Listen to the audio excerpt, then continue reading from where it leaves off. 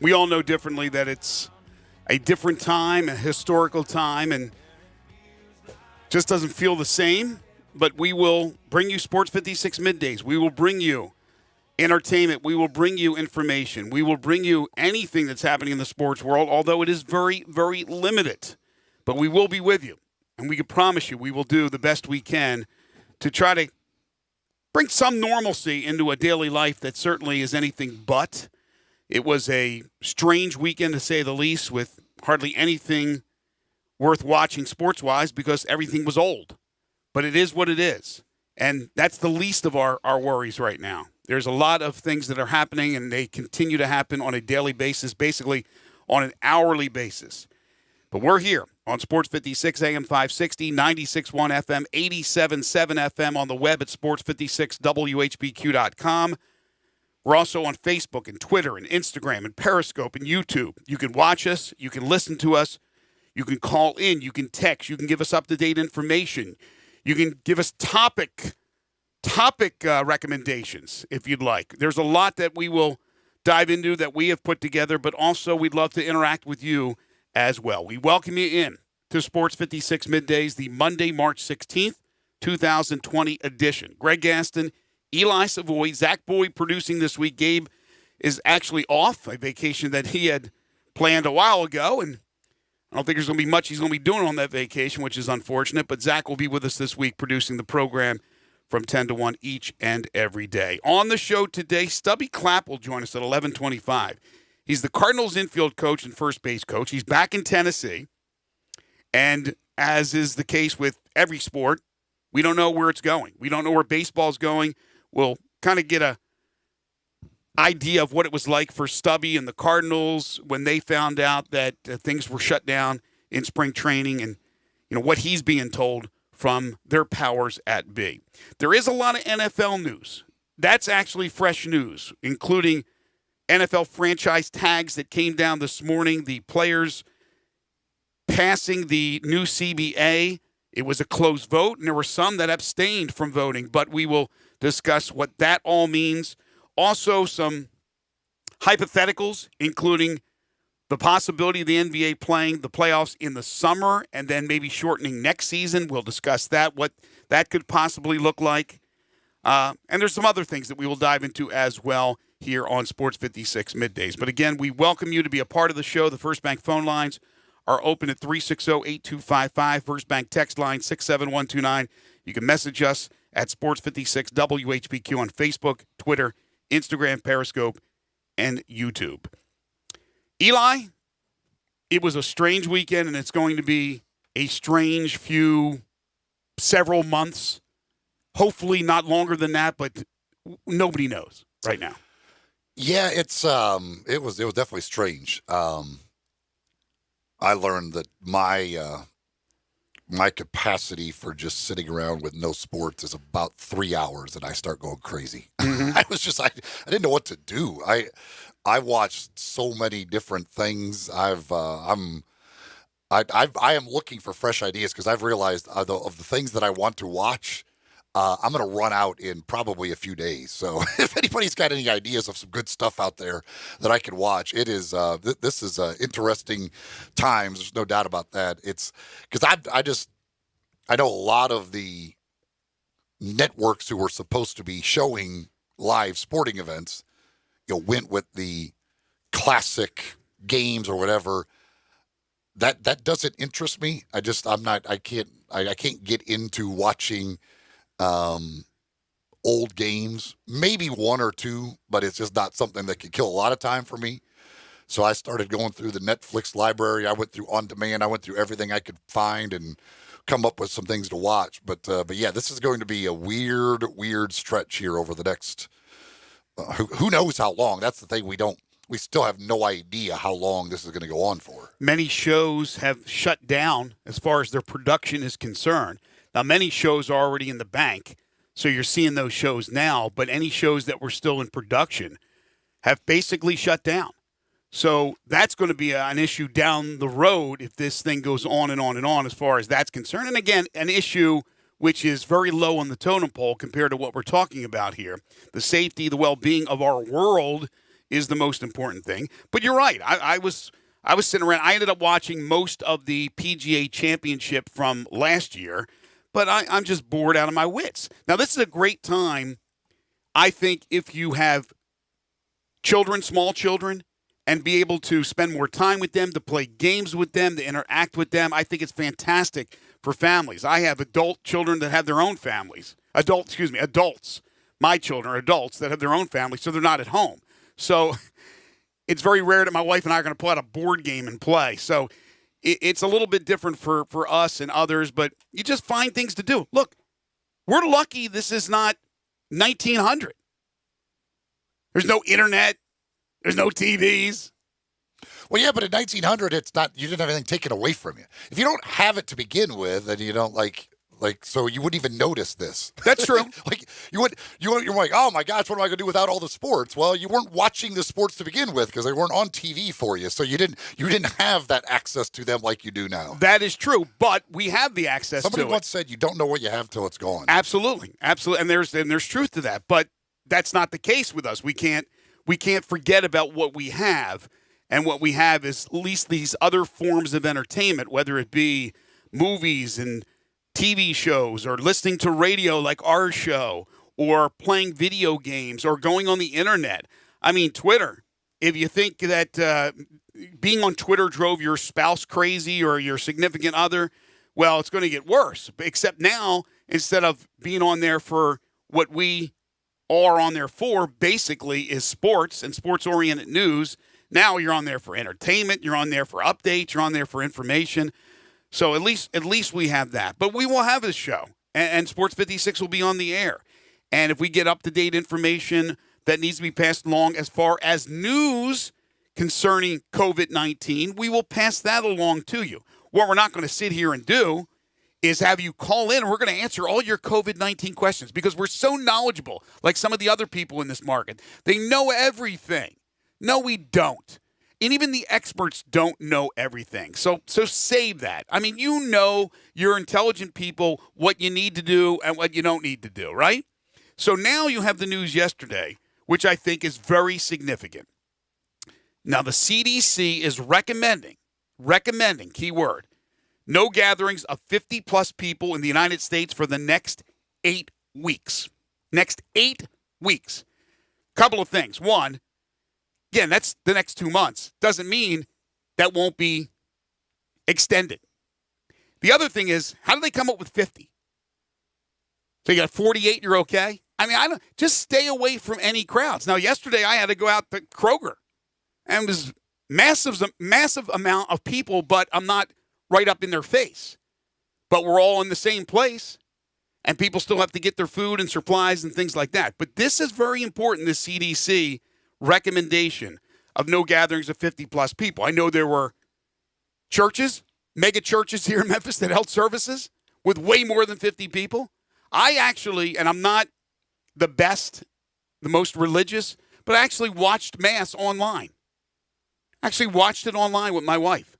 So, and I know it's very important for them to be there, not only for the spiritual reasons, but also to make sure they're making the money, all right? The money's got to be coming in. So that doesn't happen if you're at home. But that was pretty ridiculous, I thought, with people that were in massive amounts gathering at their services when we're talking about trying to limit any gatherings of 50 or more people. That's significant for sports. Now, it doesn't mean you can't have sporting events in 2 months without fans. But we'll see when we get down that road. I just don't see anything happening here for quite some time. And I think the worst is still to come, according to everything I've read. I don't think right now we've hit the peak and now we're getting better with each passing day. But you can make it a lot easier on everybody if you play your part.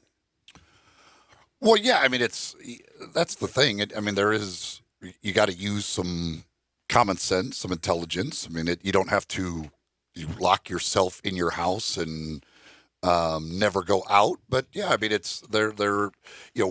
we will see what is next because this is still, they still don't know at this point what exactly when we're going to kind of plateau or peak, whatever you want to say.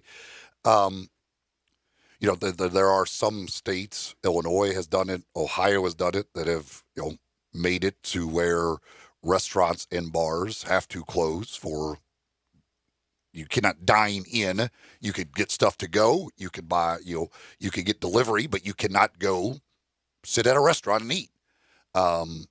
Whether that's going to become a nationwide thing, what other states are going to join in, we'll wait and see. But I would guess that there will be more, and Tennessee very well could be one of those. We may end up with that situation here as well. And, there's going to be a lot of people affected by that. A lot of people work in the service industry. Sure. And it's going to be tough times for a lot of people. But as it is, while you can go, or even if you do, just I would urge people, try and support these local businesses. Whether it's buying gift cards, which you could then use later on, whether it's getting to go orders and going to pick it up, and then you don't, like, whatever you can do, because there will be a lot of businesses that, especially if that it goes on for a couple of months.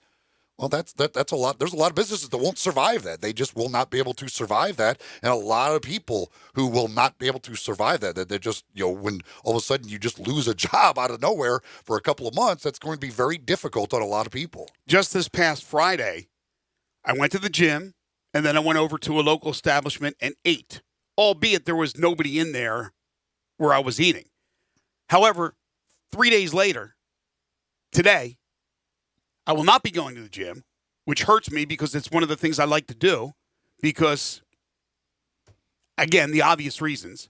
And if I do go to a restaurant, it will be drive-through and pick up my food like you just suggested. I will continue to go out. I was at Kroger yesterday. I'll be at Kroger probably again sometime this week. That place is crazy, although I thought all the people in there were civil. I mean, there was no unrest like we've heard the stories with Costco and Sam's Club and all that.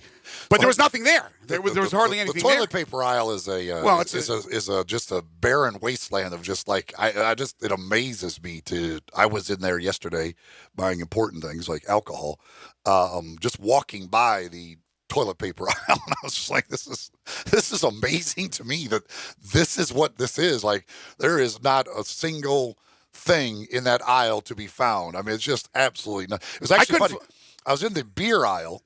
Of course you are. And there was, in the beer aisle, like, I don't know, I guess somebody like had gotten a thing of paper towels and decided they didn't want them, which shocked the heck out of me. Right. And so they just, because that's what people do in grocery stores. We just kind of throw it wherever you I want. always put it back. My wife is bad. I always put it back. So, like, in the beer aisle, like, hidden in this, like, stack of, like, cases of beer, like, in the middle of the aisle, there's this one pack of paper towels, and I thought, how is this thing surviving this long? I'm like, somebody's going to grab this. You didn't grab it? No, because I've got plenty of paper towels. I don't need paper towels. Yeah, but you can hoard it like the guys with the sanitizer. I just thought, I can't believe this thing has survived this long here. Nobody's noticed this yet, but right. I guarantee you, soon this thing is going to be gone because it's the only one left in the store. Because you're the only one in the beer aisle. All the other people are getting the actual real essentials to survive Armageddon. I was getting the real essentials. I went there. No eggs. I needed eggs. There were no eggs. There was a bunch of stuff that they didn't have. What I do regret, though, is coming in to the store, I was planning on hitting the Girl Scout cookie girl coming out of the store because Thin Mints is very essential. I walked in, did the shopping with my wife, came out. They had already left. Very disappointed. I've run out of my Thin Mints. Let's go to the First Bank phone lines at 360-8255, and John will start us off. Hi, John. Hey, in June, do you think the golf tournament will be in jeopardy? Yes. Yes, absolutely. I was thinking the same thing. Yeah, right now, anything that's coming up at all is in jeopardy. They still act like the Olympics are going to go. Right now, I would be stunned if the Olympics went on as scheduled. Now, at least without some sort of delay. But maybe here in the next month or whatever, we get more information, and it does. We reach the peak and start, and these things can go on. But right now, with the idea, we just don't have any clue how long this is going to last. Everything is in jeopardy. Okay, next time y'all talk to Steve Sands, get his opinion. You got it. Will, thank you, John. Appreciate it. I just texted Steve like an hour ago, and I said, hey, great interview with Rory McIlroy, although it was from last year. He said, yeah, nobody has the answer. Nobody. We're going to get into that. We're going to talk about what does it mean for the NBA to play this summer, and what will it do to next year. And again, assuming they can play this summer. Like Eli said, the Olympics, they still have hope, but right now, do you think it's going to happen? The WGC, they've already canceled one of the WGC events scheduled for, 2 weeks from now? We would certainly love to have it, that everything's back to norm in May, and we have a tournament in July, 4th of July weekend when it's scheduled for. But right now, you have to think that's in jeopardy. I mean, the one thing – the Olympics, the thing I say about the Olympics – the whole concept of the Olympics is like a really bad idea. Everybody from in this situation. Yeah. Like that is, let's bring everybody from every part of the world together for like 2 weeks. Right. And just put them in this little incubator and let's see what happens. Like that. Living in Olympic Village all together, all the athletes. Ladies and gentlemen, the athletes from Italy. I mean, Ghost town. The athletes from France. That's why, they just keep acting like that's going to go on as normal. Like, it just seems like a really, really bad idea, and something that probably does not going to happen even that far away. Whenever, like, you just, I don't know. Like, to me, that's going to have to at least be pushed back at the very minimum. I did watch some fresh MMA over the weekend, though, from Brazil. But here's the thing: everything in sports, just about, has been canceled or postponed. Everything in the music world, for the most part, concerts, things of that nature. But Beale Street Music Fest still on right now, so get your tickets. I don't know what they're waiting. I think it's still Memphis. Memphis versus we still have that. I don't know. We have that personality in Memphis. We don't want to shut things down, man. We're like the last ones. So I'm driving around yesterday. I told you I had to go to Kroger. Look, the restaurants were still, man. They were hopping. Man, there were lots of cars in every one of the parking lots of the restaurants that I saw. And again, I guess that's good, but it's also bad. It's bad if you get to over 50 people now, because that's what the CDC is telling you. So you have to be smart about that. There's just no way this thing is going to be fixed and ready to go, and we're going to have a vaccination, and everybody's going to be tested, and those that are test positive are going to have the vaccine, and they're all going to be quarantined, and then they're going to be healthy, and everybody's going to be rocking and rolling at the beginning of May. It's impossible. It's absolutely impossible. Just watch these stories.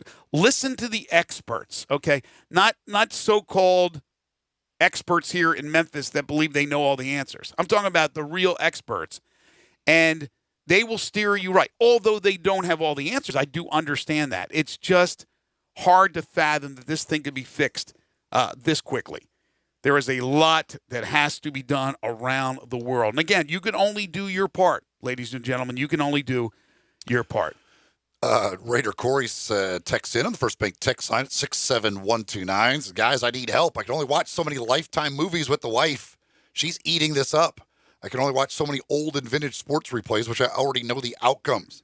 I know this is all secondary, but not as important, or nor to sound insensitive or ungrateful, since we have people who are impacted in the job market. Yeah, there's no doubt. Here's the one, maybe my favorite thing I stumbled upon. I didn't even know they had done this. I've actually read articles about it. HBO has the documentary on the McDonald's monopoly rigging. McMillions. Yeah, that one. I'm halfway. I've done the first three of those things. That's a good one out there to watch. That's a very interesting. That whole thing amazed me. I remember reading the article about it and how they did all that stuff. That is like just unbelievable to me that they were able to pull that off for as long as they were able to pull that off. I remember it, but I don't remember all the details when it actually happened. And then to watch this documentary series, which I think is 6 or 7 parts long. 6 episodes. And you think, and you watch this thing and you go, how in-depth it went and how deep it went. And we didn't know that. We thought it was, a couple guys, somebody stole a few pieces and this and that. Boy, it is really, really good. Really good. Again, I mean, it's amazing they were able to get away with it as much as they did without like nobody like catching on to that. It's really an amazing story. You gonna say something, Zach? So that's one you may want to check out if you're looking for things to watch. No, I was gonna say because I know a lot of people going into the weekend was very gun ho about having a set plan. Like, oh yeah, I got all these list of shows to watch, and now everybody's like freaking out. They've already binged all throughout all their shows. It goes quickly when you just got like here's the 15 thing. hours a day to do nothing. Yes, but we do live in a day where we not only have the original 3, now 4 major networks, we have everything else. We have Netflix, and we have HBO, and we have Showtime, and we have Cinemax, and we have this and this and this. I mean, last night I watched, Homeland, final season, great series. The start of the new season of Westworld, which is fantastic as well on HBO. One of my little pleasures in life, Wicked Tuna, which is the show I watch. I even watched Sister Wives, which my wife and I watched for some reason. That? It's about the polygamist who has 4 wives and their families. What is that on? It's on A&E, Lifetime, one of those deals. I watched, was last night Idol? I watched Idol. American Idol, yeah. Idol. I watched Curb Your Enthusiasm, of course. I watched the entire season of that this weekend. There you go. Well, up until last night's episode, because I had not watched any of this season, banged that one out, was like, okay, now what do I do? Then I went on to McMillions. I also watched, what else? I watched something. What did I Have you watch seen on Ozark Netflix? yet? Have you seen Ozark? Yeah, I'm all that. Okay, Ozark. season 3 is about to come out, though, and Ozark, the new Blacklist is about to come out. There's a lot of things you can watch. I remember I watched some stand-up comedy on. I needed to laugh, so I went to Netflix. That's one thing about Netflix. There's Did you plenty of watch stand-up Mark Maron? comedy. No, I don't remember what it was. I watched Mark Maron the other night. I remember what the heck who it was that I watched. It was all some new people, and I was like, all right, this. I need to laugh a little bit. I did the same thing. I need some humor in my life, so let's just give me some stand-up comedy. I watched Norm Macdonald. I watched Norm Macdonald on Netflix here recently, but I don't think we're going to run out. I remember one time though when I watched. I don't know if I was sick or something. I binge watched The Wire. It's like the greatest. I think you told me to watch The Wire. I did not. Okay, it wasn't you. Somebody told me to watch The Wire. And I binge watched.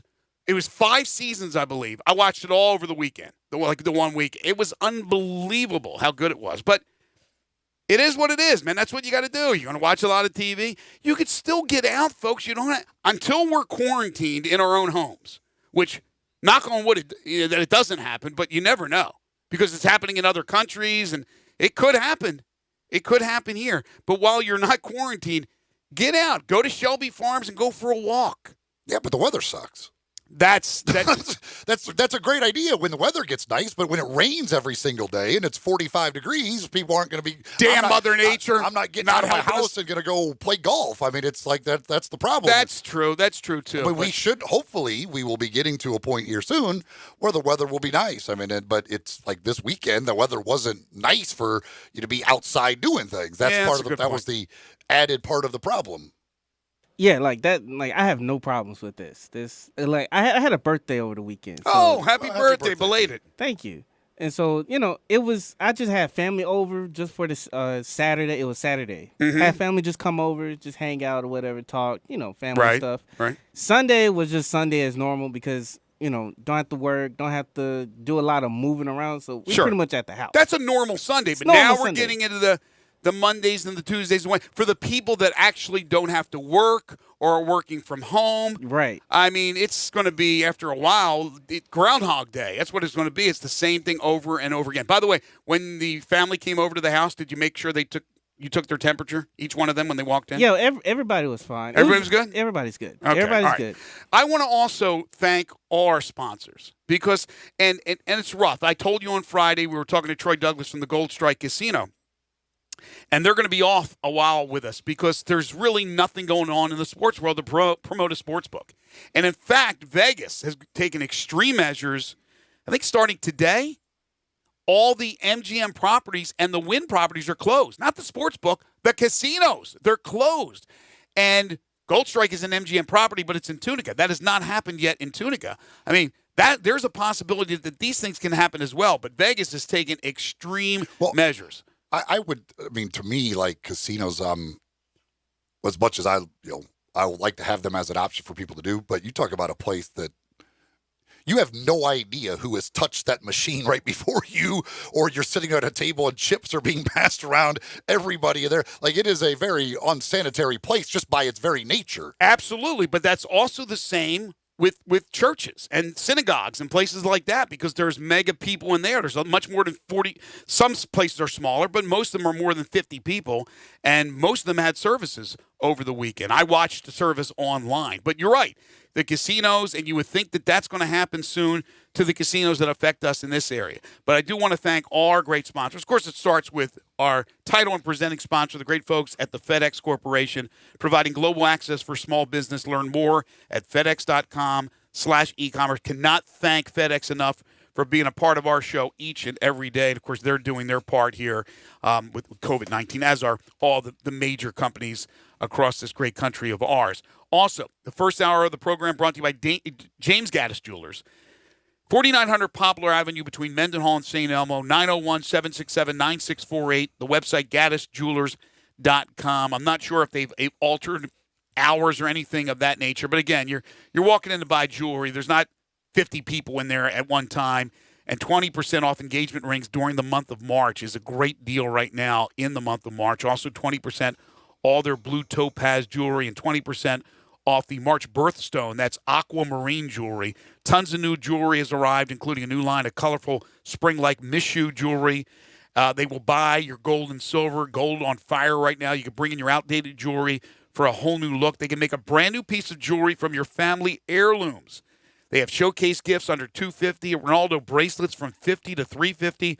Also a beautiful estate collection from James, pearls, rubies, emeralds, sapphires, of course, diamonds, and watches of all types, including new and pre-owned Rolexes. They are a full-service jewelry shop with 2 bench jewelers ready to serve you. It's James Gaddis Jewelers, first hour sponsor of Sports 56 Middays at 4900 Poplar Avenue. The NFL has made a statement on the draft that we will tell you about in a moment. Okay, and that probably, haven't even seen it yet, but I bet you it's changed from what we said on Friday, which was the draft's going to go on as scheduled. A lot has changed, ladies and gentlemen. We'll talk about the news of the NFL and also other news from the NFL, including franchise tags that are being handed out and the collective bargaining agreement that has been passed. NFL news when we return. Your calls are welcome at 360-8255 on the First Bank phone lines, another one of our great sponsors, and the First Bank text line at 67129. This is Middays on a Real Sports Talk, Sports 56, 96.1 and 87.7.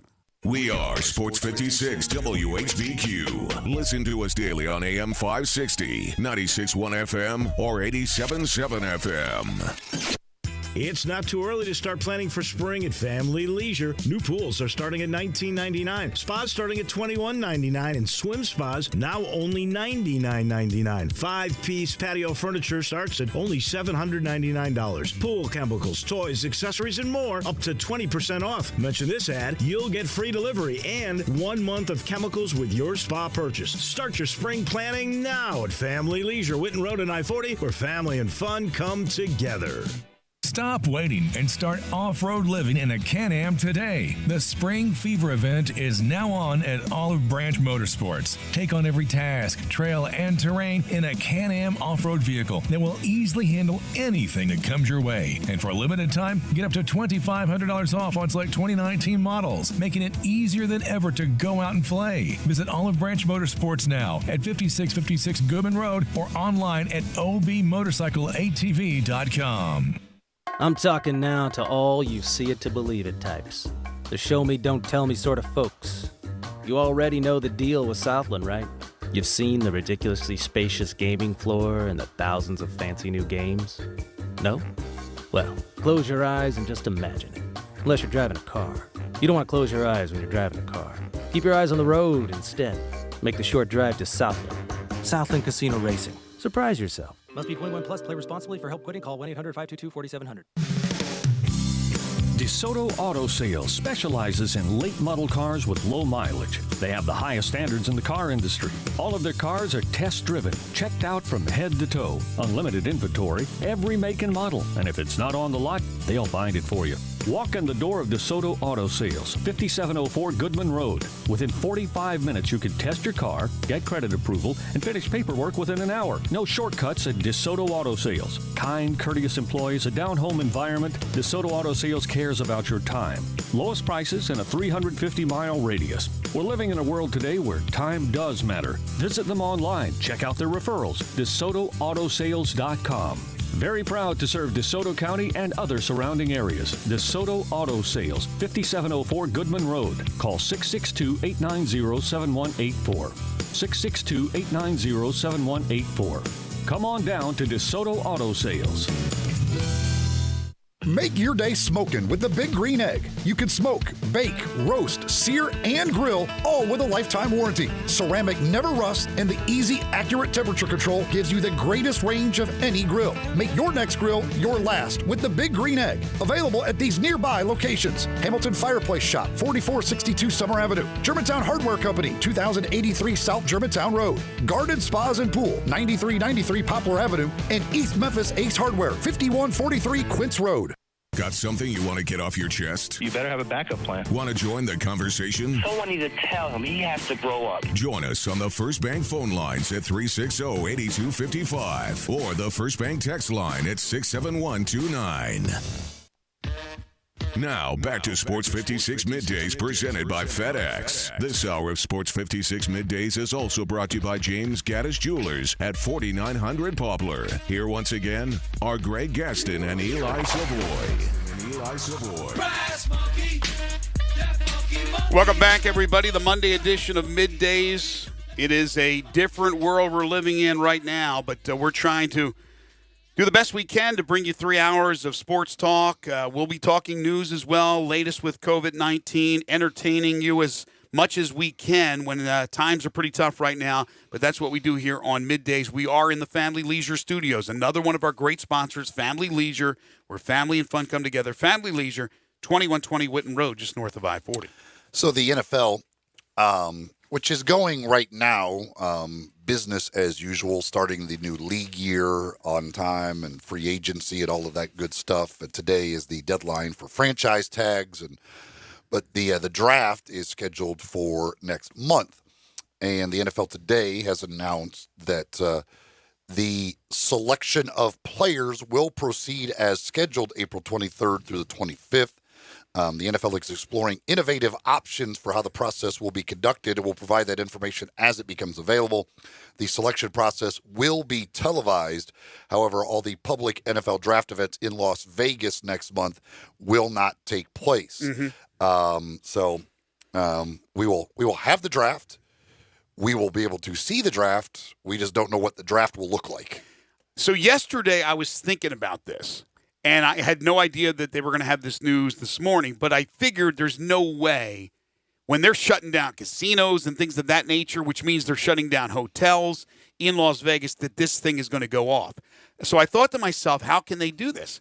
Well, they could probably do some innovative thing where it's over, video conferencing and things of that nature, so the teams are all there and everybody sees each other. Because the issue has always been with the draft is you have your team at their headquarters in their war room, then they phone or text their representative wherever the draft's being held, whether it was in New York or Nashville, and they would relay that card up to the stage and they would announce the draft pick. So you're not going to have that connection right there, that middle person. I don't think it's that necessary unless you have problems with your video conferencing and things of that nature. But I think that's how it's going to go. And it's going to take a bit to figure out how they're going to televise it and how it's going to look presentable, because you're going to have teams at their own headquarters, not gathered in one area. But I like what the NFL is doing because it is starting the new year.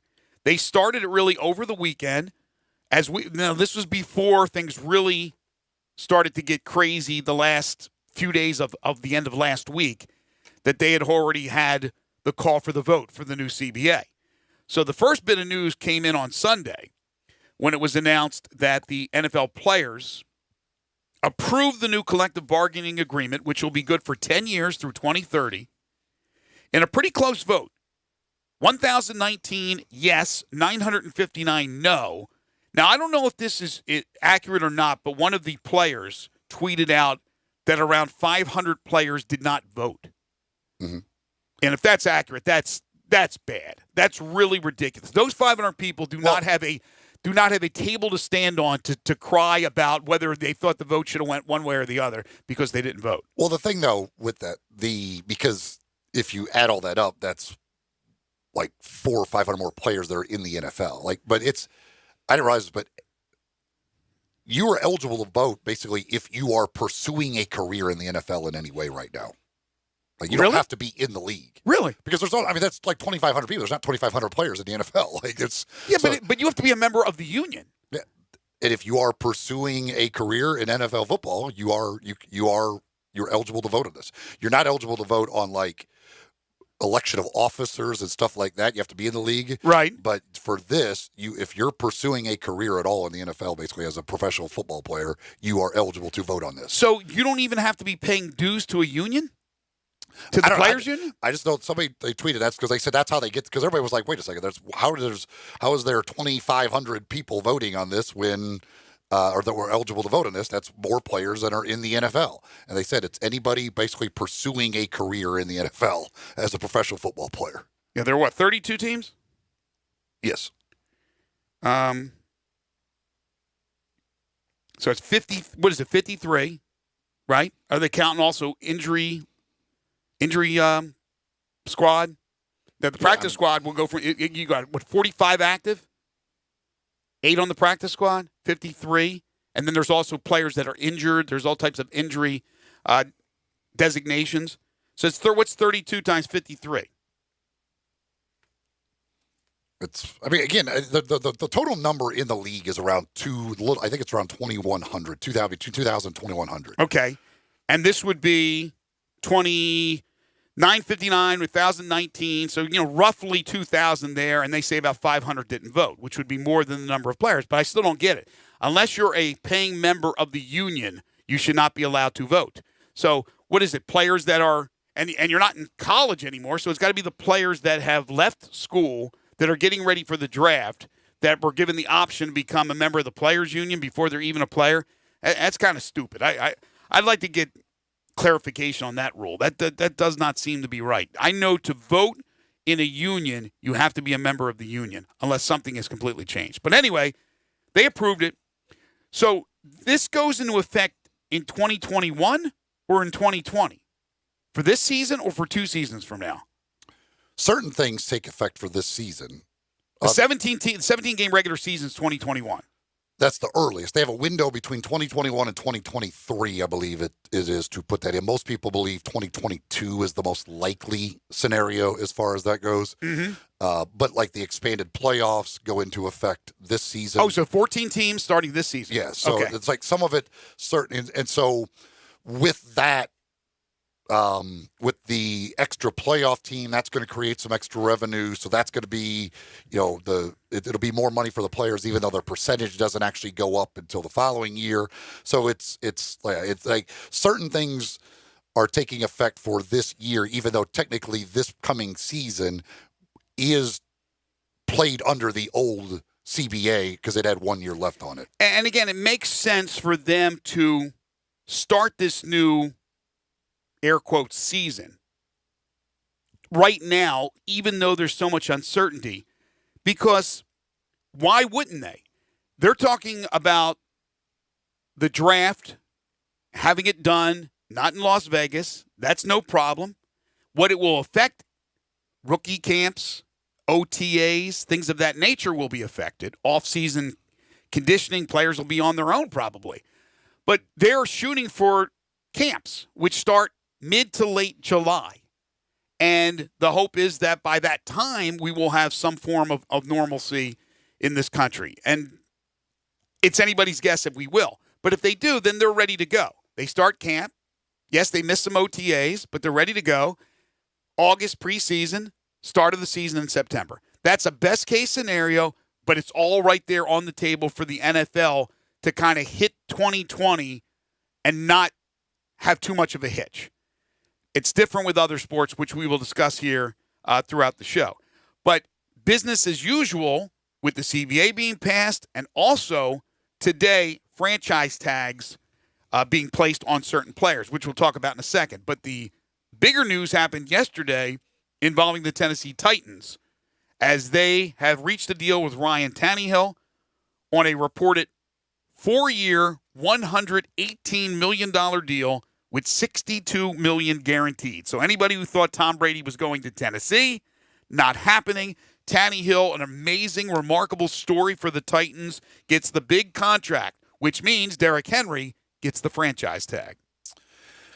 Yeah, it's pretty incredible, the thing that, how this has gone for Ryan Tannehill. I mean, in Miami started showing some signs, but then the injury, I don't think anybody would have guessed a couple of years ago that we would be sitting here where Ryan Tannehill is signing a 4-year, $118 million contract. No. But it's, again, this goes to the market. If you are a starting quarterback in the NFL and a team is paying you to be the starting quarterback, you're going to be the very minimum around $30 million per year. Like that's the value. That's the market value for a starting quarterback now, regardless really of maybe how long or how good you've been.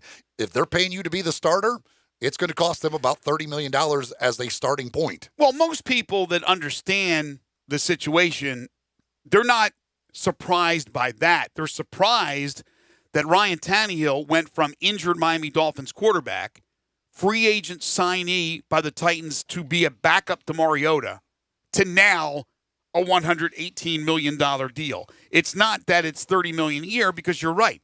That's pretty much the going rate for a starting quarterback. But the surprise, the shock, the stunning part is that he is the starting quarterback and led the Titans deep into the postseason. Although most would say, well, he did a good job. But they rode Derrick Henry. And Derrick Henry will get the franchise tag. When we come back, we'll talk about other players that received the franchise tag today. This is Middays on Real Sports Talk, Sports 56, 96.1 and 87.7. Want to get your voice heard? Hit us up on the First Bank phone line or First Bank text line.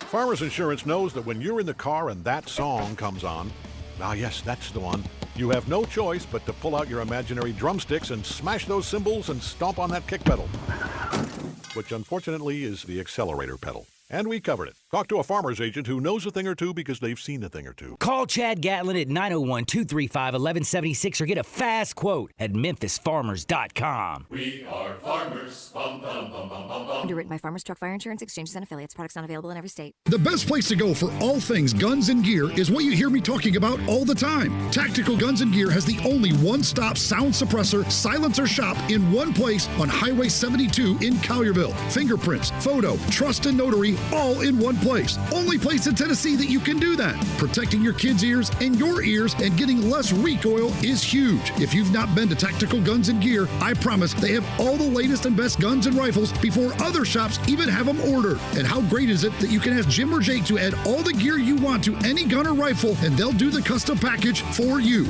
Gun, scope, sight, sling, case, balancer, and ammo, all done. A perfectly balanced rifle is everything, and the right scope is good too. All eyes are different. You may want red or green or night vision. Make sure Jim or Jake knows. For all things guns and gear, head to Tactical Guns and Gear on Highway 72 in Collierville and tell them Eli says hi. Online at tacticalgunsandgear.net. Looking for a great place to deposit your money? Try First Bank. Competitive CD rates, a money market that moves with Wall Street prime and interest-bearing checking account options. Not to mention their friendly bankers who make decisions locally. To find out more, stop by one of First Bank's 3 local branches. 6482 Poplar Avenue, just east of International Paper. 8398 Highway 64 across from Wolf Chase. And 6280 Highway 64 in Oakland. Or visit firstbankonline.com. Member FDIC. There's a new commissary in town in Collierville. Germantown Commissary is doubling. Yeah, they're still going to have the old Germantown Commissary by the tracks, but now there's a huge new Germantown Commissary in Collierville at Poplar and Houston Levee Road. It's huge, too. There's a drive-through. There's plenty of parking. No telephone pole to get in your way. A cool patio. It's right by the track, so the tradition continues. And this is a tradition that's been around forever. That commissary is famous for hickory-smoked, slow-cooked Memphis-style barbecue.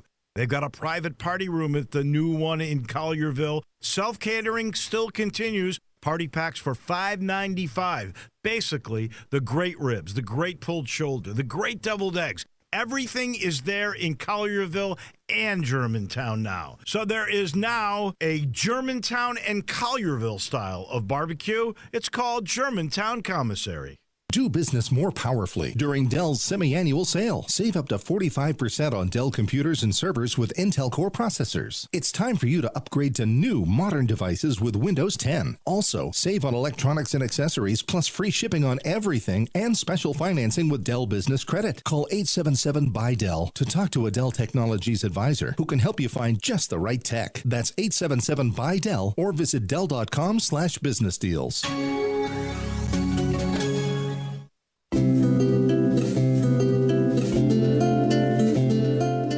I'm a big fan of Town Village, and there is always something to do year-round. Nestled in the heart of East Memphis, located corner of Park and Cherry, is a beautiful residential neighborhood. Looking for a great place to retire, but you still have a very active lifestyle? Then visit Town Village. Only requirements that you're 55 plus. Prices per month starting at $24.50. The Gourmet Chef welcomes you to visit our restaurant and bistro. Package includes 3 complimentary meals per day, maid service, free local transportation, monthly coffee club, themed dinner parties, lots of fun. Visit us and call Daniel or Bo at Town Village Audubon Park at 901-374-7342. There's no place like home. Town Village Audubon Park.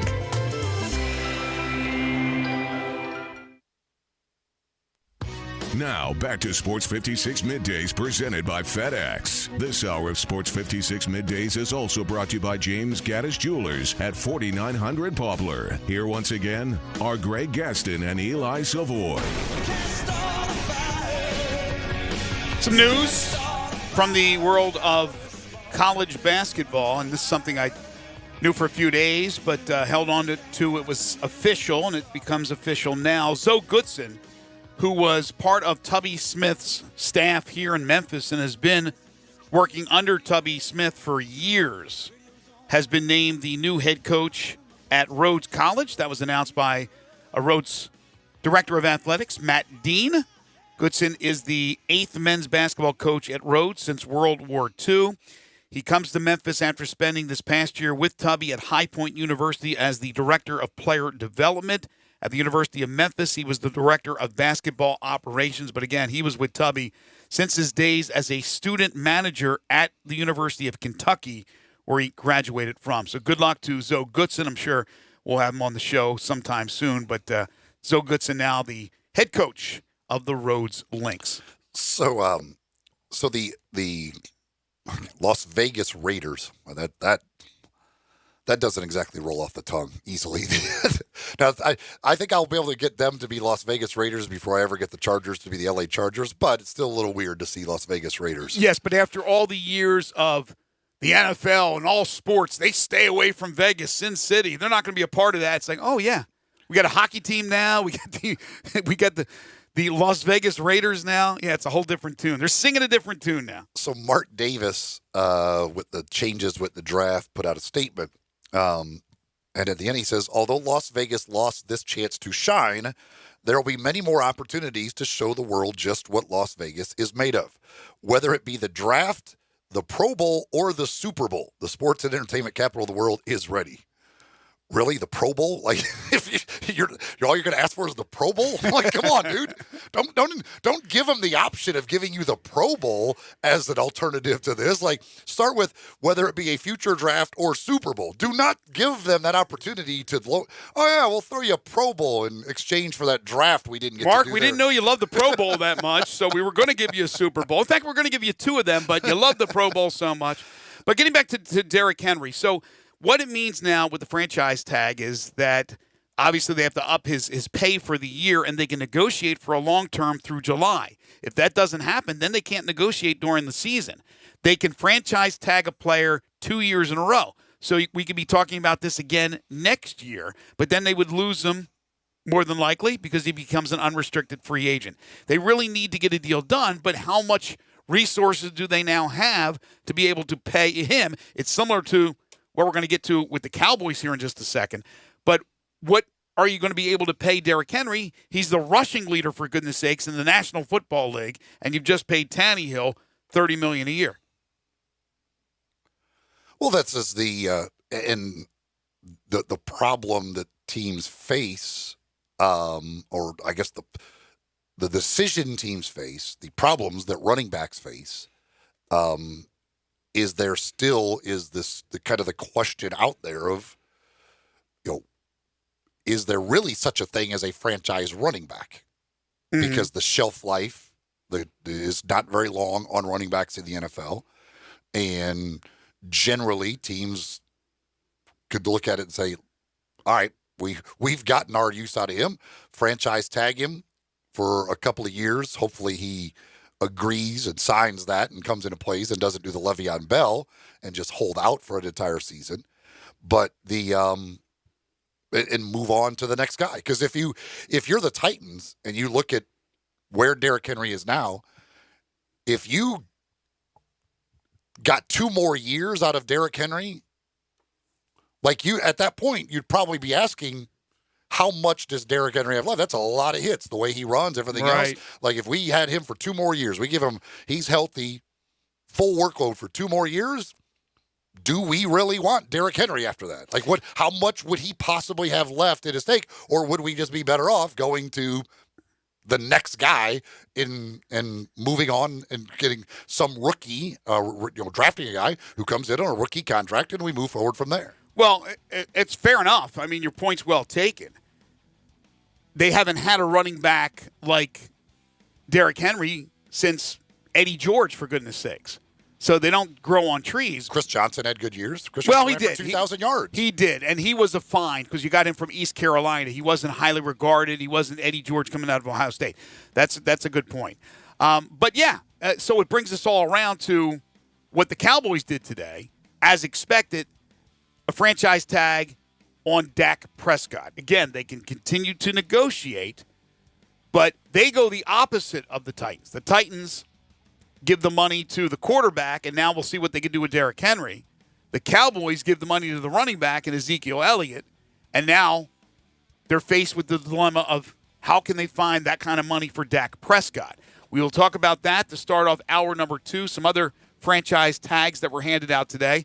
Love to hear from you on the NFL front, and then we'll jump into the NBA. What will everything pushed back mean? Will they be able to play in the summer, finish the season? Then will they cut down the amount of games in the regular season for the 2020-21 campaign? This, again, is assuming that we can get going in several months. What about the NBA? How will that be affected? We'll continue with that conversation with the NFL, get into the NBA, and then we'll attack Major League Baseball. We'll do so with Stubby Clapp, Cardinals infield coach and first base coach. What's happening with the latest from Major League Baseball? It's all on Middays as we continue on Real Sports Talk, Sports 56, 96.1, and 87.7.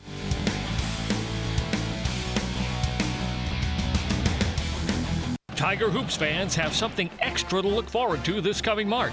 Not only is it tournament time, but it's the opening of the Tiger Hoops exhibit at the Pink Palace Museum. After Finch's 2-pointer, Ronnie Robinson sank the shot that once again brought the 2 teams into a tie. Come to the Pink Palace Museum this March and experience 100-plus years of Tiger men's and women's basketball, from their beginnings as the West Tennessee State Normal School to the present. The Tigers are very much alive. Don't miss the Tiger Hoops exhibit at the Pink Palace Museum, opening March 7th.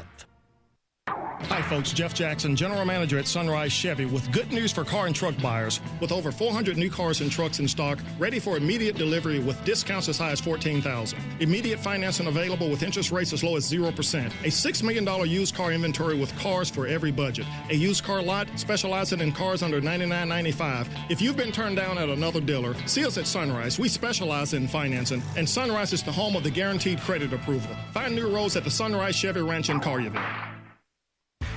Step up your wings game at East Coast Wings and Grill. With 60 wing flavors and 7 heat indexes, do you have what it takes to turn the heat on your wings up to insanity? East Coast Wings and Grill is family friendly with a large variety menu to satisfy the whole bunch. Sign up today for their loyalty program and taste the rewards. For every $1 you spend, you collect a point. Earn 100 points and receive a $5 reward.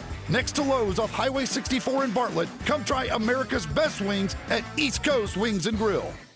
It's a march to remember at James Gaddis Jewelers. They will buy your gold and silver. You can bring in your outdated jewelry for a whole new look. They have showcase gifts under $250 and Ronaldo bracelets from $50 to $350. They also have a beautiful estate collection picked by James. Pearls, rubies, emeralds, sapphires, and of course diamonds. Plus watches of all types, including new and pre-owned Rolexes. James Gaddis Jewelers, 4900 Poplar Avenue, online at gaddisjewelers.com. You can call them at 901-767-9648. Hi, I'm Troy Fiveash, owner of Fiveash Roofing. Do you have any idea why I never speak the way I am right now?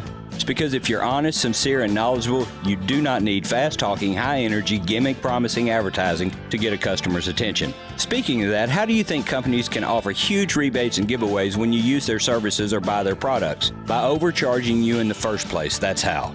Fiveash Roofing doesn't operate that way. It's misleading and dishonest. When I provide a customer with the best products and the best service possible and do it at a fair price, why would I need gimmicks to sell it? Best products, best warranties, and best service possible. That's all we offer. Well, that and financing. Fiveash Roofing, proud partner of the Memphis Tigers and the official roofer of the Memphis Tigers home team. Fiveash Roofing, fair, honest, and ethical. 367-0050 or memphisroofer.com. 367-0050 or memphisroofer.com. Fiveash Roofing, it's what we do. We're here for you. Mid-South Power Distributors is your source for all things diesel. For more than 26 years, they've supplied all the diesel parts that you need. From simple repairs to complete overhauls, they have it all. Whether it's heavy, medium, light duty, agricultural, marine, or off-road, Mid-South Power is the leading source for all things diesel. Fuel injection, turbochargers, engine parts, alternators, starters, and brakes. They can supply all the parts and services you need. Stop in today at 3250 Mill Branch Road in Memphis or call 901-396-0710. You already know you can listen to Sports 56, 96.1, and 87.7 anywhere with the Sports 56 app or at sports56whbq.com. But you can also keep up to date with everything going on by keeping up with Sports 56 on social media. Be sure to follow us on Twitter, Facebook, Instagram, YouTube, and Twitch for information on breaking news, chances to win prizes, and video of all the shows. Don't miss out on anything that's going on. Stay in touch with Sports 56, 96.1, and 87.7 on social media. We are Sports 56 WHBQ Memphis, WIVG-FM Tunica Memphis, and WPG-FLP Memphis, Flynn Broadcasting Stations.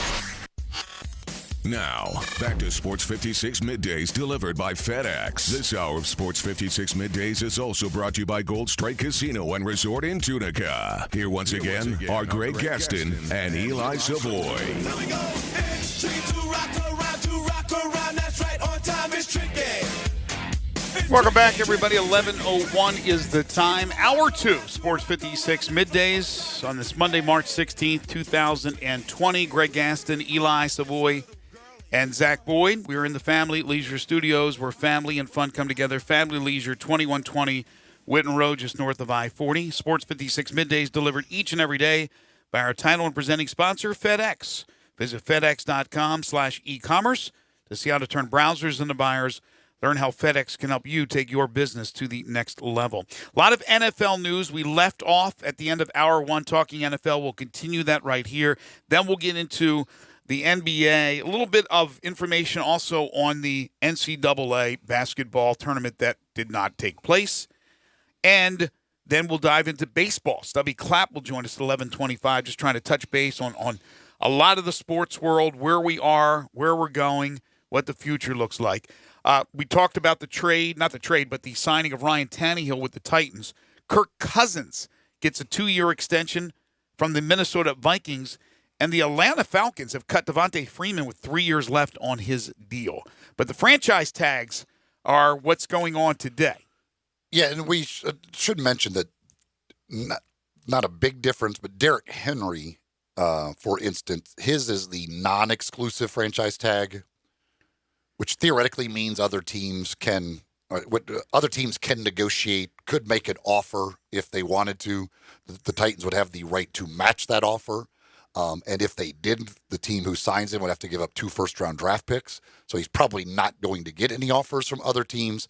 But they did use the non-exclusive on him, whereas, for instance, Dak Prescott with the Cowboys is the exclusive franchise tag, which means that nobody else can negotiate with Dak Prescott. So it's sort of like restricted and non-restricted in the NBA, even though there's no 2 first-round picks that you get in exchange. Yeah, I mean it's a similar thing, yes, but there are 2 types of franchise tags, exclusive, non-exclusive, in this situation. But again, I wouldn't see any teams making offers to Derrick Henry with the idea of having to possibly give up 2 first-round draft picks if the Titans decided not to match that offer. Giants franchise tag Leonard Williams. They picked him up in a trade last year. The Bengals franchise A.J. Green, the best wide receiver in their history, who's been hurt, but he gets the franchise tag. But Dak Prescott is the one that is the biggest name out there. So that means with him receiving the franchise tag, and free agency, by the way, begins Wednesday. Today is the legal tampering period? Today? Yeah, this is today. It's similar to what the NBA does, and the players, like, they have that period where players can talk to teams, but they can't really sign the deal. Mm-hmm. Like, that's what today and tomorrow are in the NFL in a lot of ways. Okay. Amari Cooper now is eligible to talk to other teams because they didn't use the franchise tag on him. They used it on Dak. What do you think will be the end-all, be-all when it's all said and done with this triumvirate of players for the Cowboys? Zeke, Amari, Dak. I don't, with Dak, I don't know. I don't know if they will be able to get a long-term deal done. I don't think they will before next season. I don't think they'll get one done here before the July 15th deadline going into next year. I think next year, if he's going to play, it's going to be under the franchise tag. Mm-hmm. And I can't imagine Dak sitting out the year. So I would think that he would, maybe there's a bit of a holdout or something, or just to kind of make a point, but he's going to, I would assume, play next year under the franchise tag.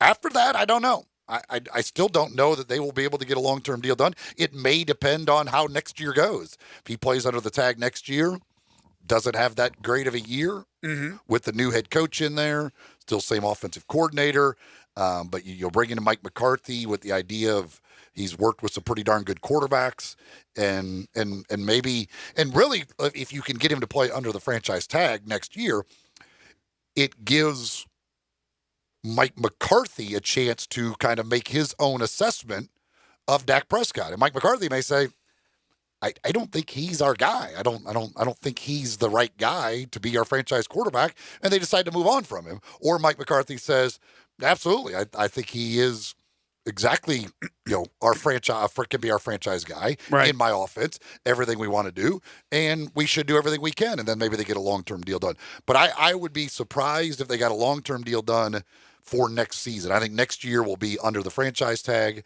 In the end, I feel like they probably will end up signing him to a long-term deal, but I think it will be next off season.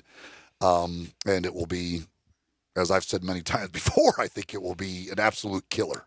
Well, thank God for the NFL with the NFL news that we have to talk about, fresh news. And, of course, Wednesday, the free agency period begins. Where will Tom Brady land? That's where all eyes will be focused starting on Wednesday. The other part of that with the Cowboys is the Amari Cooper situation. I would not be surprised at all if Amari Cooper goes elsewhere, which, if that does happen, then again, that trade was an absolute disaster. Never liked it to begin with, never understood it to begin with. But if you gave up a first-round draft pick to get 2 years of Amari Cooper, which did you absolutely no good, you missed the playoffs in the second of those years. If you got nothing out of that, and then he end up leaving you, and you don't even get to sign him for a long-term deal, then it is an absolute just disaster of a trade, in my opinion. And I would not be surprised at all if he ends up going elsewhere. They're not able to get a deal done with him. All right, well, it'll at least be interesting this week in the NFL as we have free agency beginning on Wednesday and the legal tampering period beginning today. That terminology. I don't know so, why they call it that. That's just such a dumb way to word it. I know. It's you just could call so it like stupid. The negotiating period. You could call it a million things, but why? Sounds why, like you're doing something dirty. Why, you're just why doing you something. have to call it legal tampering of all terms they decide to use? It's just that's so dumb. Well, even though they say legal, it still sounds dirty to me because they use the word tampering. But Phillip Rivers, interest from the Colts, Tom Brady, what will happen there, all coming up this week. All right, so before we get into the NBA, the NCAA tournament, obviously not happening.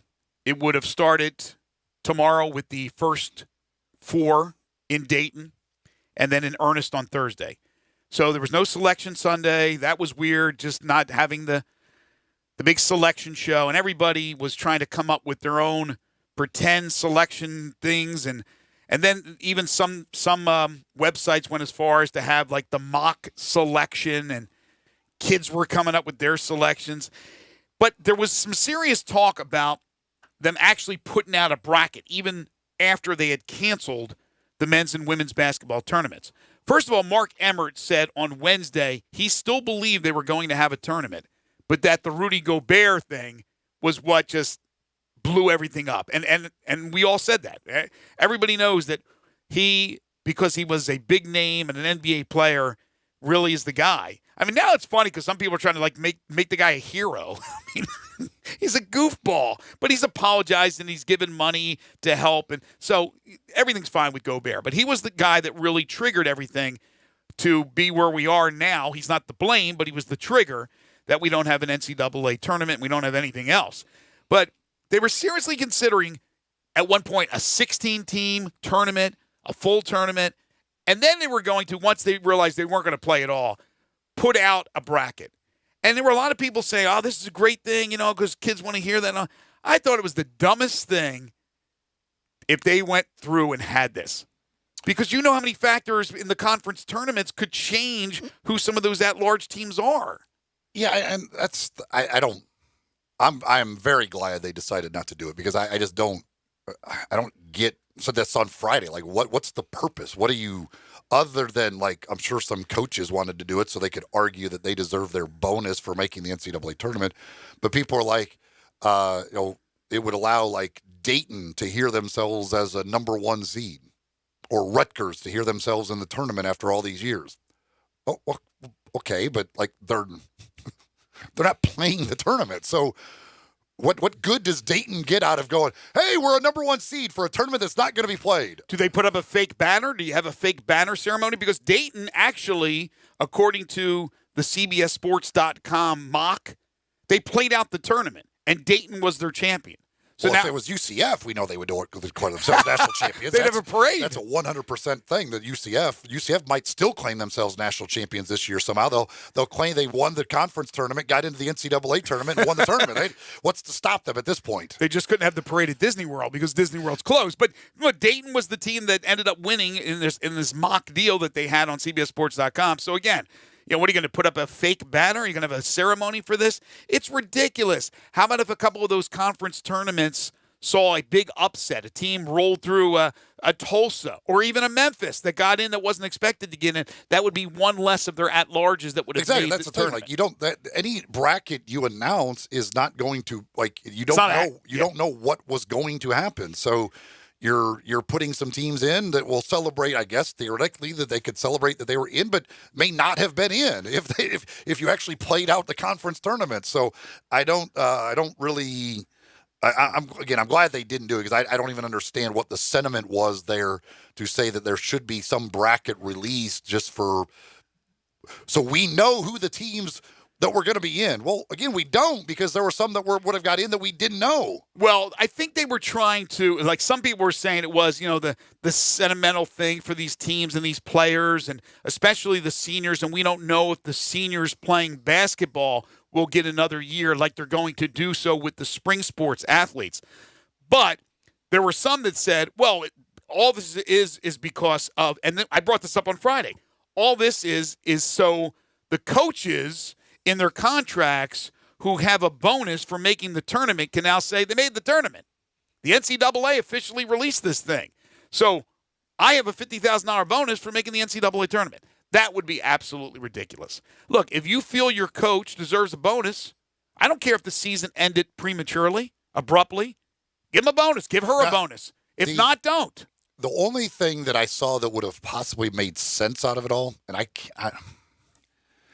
gosh, I wish I remember who it was. I can't remember who it was that had the idea. They said, if you release the bracket, all of the coaches who have bonuses for making the NCAA tournament, yes, you pay their bonuses, but it all goes into a pool to pay the workers that would have been working at all the sites of the NCAA tournament. I saw that too. That if you want, that would have been the only reason for me to release a bracket if you wanted to do something like that. So they, all right, that's fine. Yes, we will release the brackets. You guys will theoretically get your bonuses, but you're not actually getting them. They're going to go to the workers because, think about it. Just the number of sites and the number of people that would be working the NCAA tournament that now don't have that opportunity and are missing out on that money. I think those coaches would have said, okay, let's do it. I think most people understand where we are right now in this world, and a lot of people who have money or we're about to get some money, we're willing to give that money to help the bigger cause,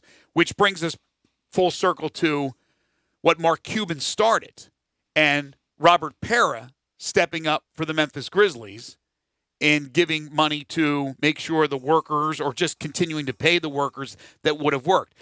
I think, and I don't know this for sure, but I said, I think it was Calkins who had tweeted out something, and I said, I guarantee by the end of the weekend, every one of these ownership groups will have done the same thing. I don't know if that's true or not. I don't know if everybody followed through because we don't Not always, everyone has no. Well, we don't always hear, though. There are some organizations where they just don't announce it. They just don't. And there are others that do. So I don't know where we stand, but you have to be pretty bad to not, as a billionaire, or at least close to a billionaire, as most of these guys are and gals, that you don't step up to the plate and give some money because there's players that are doing it. Zion Williamson, for goodness sakes, doing it. These guys and gals should all be doing it. Hopefully they did. And these workers that would have had, their weekly paycheck because of the wages they would get from working these events will be able to have at least some compensation, if not all compensation, because of what they did. Yeah, it's something that should be done. And personally, I will thank Robert Pera for doing it and including the Memphis Hustle in those people that get paid for the rest of the season. Wait. So, you're included? Yes, I'm included. Good for you. Absolutely, I'm included. Good for you. I lost 25 gigs. I did not think. I actually didn't think. I didn't know for sure if the Hustle were going to be included in that because I figured I knew the Grizzlies would be, and I just didn't know about the Hustle. But yeah, the Hustle people, the people who work Hustle games are going to be included in that for the final 5 or 5 home games remaining. Wow, which they're the broadcaster, and that's going to. In the next day or two, the rest of the G League season is going to be gone. They will just cancel the rest of the season there. But but no, it's. Should I be contacting the University of Memphis for a guy like for Zion Williamson to do it? To me, that was awesome. Yes, he is the first overall pick, and he's making good money. But he's not making It's not like he's signed the $150 million max contract. The guy's. But he will. Theoretically, he could get hurt and never get that deal. He's going to get all the Madison Avenue money. But no, I understand your point. He's not going to be hurting for money. Most of these guys doing it are guys who have already signed the $100 million contracts. They're making $20, $30 million a year. Right. Zion Williamson isn't there yet. And Zion Williamson, understand. With his injury concerns, theoretically he may never get there. I thought it was awesome for Zion Williamson, for a guy who's played that few games, to be a guy who steps up and says, you know what? Yeah, I'll do this. That to me shows he gets it. Yes, but I don't want to make it seem like if Ja Morant doesn't step up, then he's a jerk. That's not the case. I'm not saying nobody's saying he's a jerk. I'm saying it's kudos to Zion. Zion should very much be appreciated for doing that as a guy who's in his first year in the league. He should. A lot of guys in that situation would not. Because you aren't making the huge money. I know, but do you feel guilty? Are you guilted into, oh, I better do this, even though right now I'm not making that kind of money because he did that? Do you feel like you have to do it because somebody else did it? It's like everything. Again, I'll say it I've said it a million times, I'll say it a million times more. We're a copycat world. If somebody does something, right, that we like or we think is a positive thing, or in the case last week of cancellations and postponements, you had to follow suit. It was only a matter of time before every conference tournament was canceled, so on and so forth. We live in this copycat world. I'm not saying it's bad, not saying it's good. So I hope that those guys like Ja, who is and should win the Rookie of the Year, is going to feel guilty that he may, who knows, he may have even given some money, but he shouldn't. Robert Parra and those owners should be the ones stepping up. But the players, except for Zion, the other players that have stepped up are all multi-millionaires. And they felt that they wanted to give, and that what they have done is very admirable. Very, very admirable.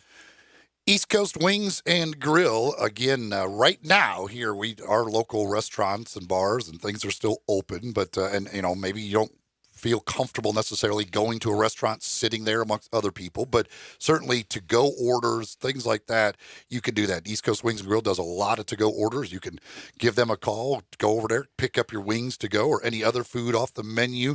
Certainly, you are welcome to do that. Also, again, remind folks, buy gift cards. That's another great way of helping support these local businesses. You don't want to necessarily maybe eat out right now. Go buy a gift card. Use it later. They're still getting the money now when they're going to need it because these are going to be tough times on a lot of these places. But East Coast Wings and Grill, great hot wings. Today being Monday, that means it's wing day. So you can go on over there. You can get the 65-cent boneless wings, 75-cent bone-in wings. And again, 60 different flavors to choose from. All kinds of other great items on the menu as well to choose from. So maybe you're not a wing person, but they've got great burgers. They've got flatbreads. They've got some tacos. They've got great sandwiches. They've got salads. There's all kinds of stuff on the menu for everybody at East Coast Wings and Grill. They're located just off Highway 64 next to the Lowe's in Bartlett. So maybe if you'll need to get out for a little while, you could do that. Or again, call them up, get a to-go order, and go pick it up at East Coast Wings and Grill. Cleveland has a second-round tender for Kareem Hunt. What does that mean? So that second round money? Is that what we're talking here? I don't. I'd have to look up. I don't know for sure what his situation is. Yeah, Kenyon Drake with the Cardinals gets the same thing that the Titans have just given Derrick Henry, which is the non-exclusive. I believe that's what it might have been exclusive, actually, what they gave him. It may have been exclusive what they gave Kenyon Drake, but non-exclusive goes to Derrick Henry as far as the franchise tag is concerned. And also there's the story from ESPN that the Saints are still interested in re-signing Teddy Bridgewater. Drew Brees is coming back. They're re-upping with who's the Swiss Army knife? Quarterback Taysom Hill. And the talk was they absolutely can't keep all three of them. And if Brees came back, of course they're going to keep him. But they said they're going to try to keep Teddy Bridgewater. I don't see that happening. I think Teddy Bridgewater is going to get big money. I think Tampa Bay is a possibility. Now the story is that Tampa Bay could be going after Tom Brady or is going to go after Tom Brady. But I think Teddy Bridgewater is still a possibility for Tampa Bay. With the Kareem Hunt deal is he is a restricted free agent, and if he were to sign elsewhere, they get a second round compensation. Doesn't match, they're getting a second round pick. Gotcha. All right. We're going to get into the NBA because we got a lot to talk about as far as what could happen later on this year with the NBA season. We'll do that, but we need more time. When we come back from the timeout, we'll talk with Stubby Clapp. But I do want to lighten up things a little bit. There's some odds out for some of the big college football games coming up in 2020, knock on wood. This is according to Fox Bet. Here are some of the lines for college football. Bama, 13.5 favorite over the defending champions LSU. How about that? Bama, 4.5-point favorite over Georgia. Florida, 2-point favorite over LSU.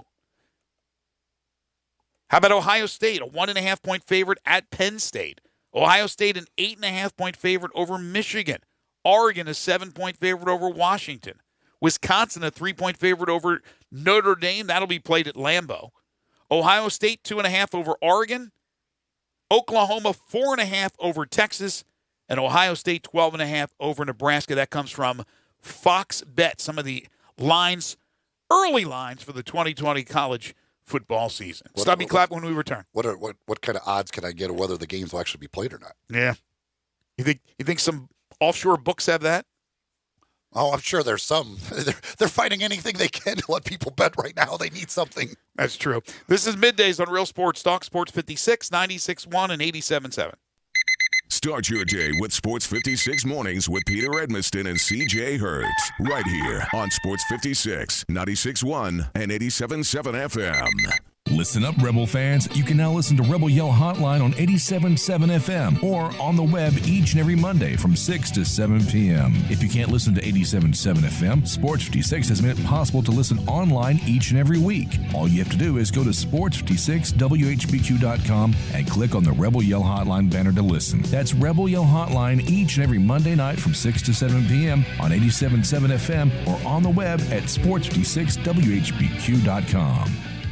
Mid-South Power Distributors is your source for all things diesel. Their newly renovated drive-in repair shop is open to the public. Whether it'll be your everyday driver, farm equipment, fleet vehicle, or heavy-duty truck, their ASE-certified technicians will get you back on the road. The on-site dyno is ready to run all the necessary diagnostic testing. From preventative maintenance to complete overhauls, Mid-South Power can handle it all. Stop in today at 3288 Mill Branch Road or call 901-396-0710 and online at mid-southpower.com.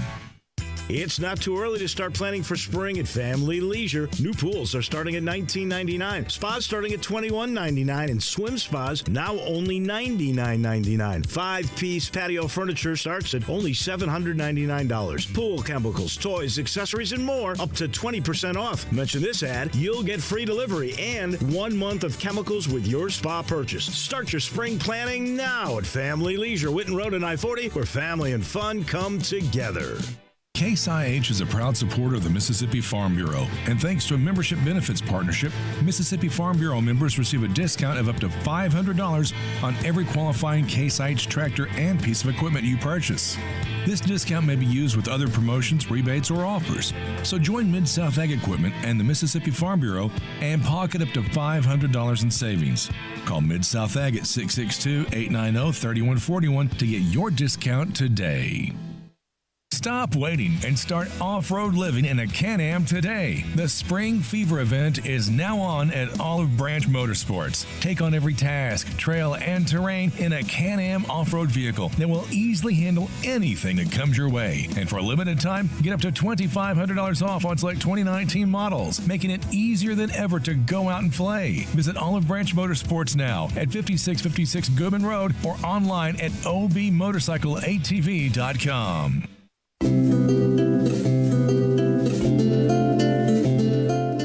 I'm a big fan of Town Village, and there is always something to do year-round. Nestled in the heart of East Memphis, located corner of Park and Cherry, is a beautiful residential neighborhood.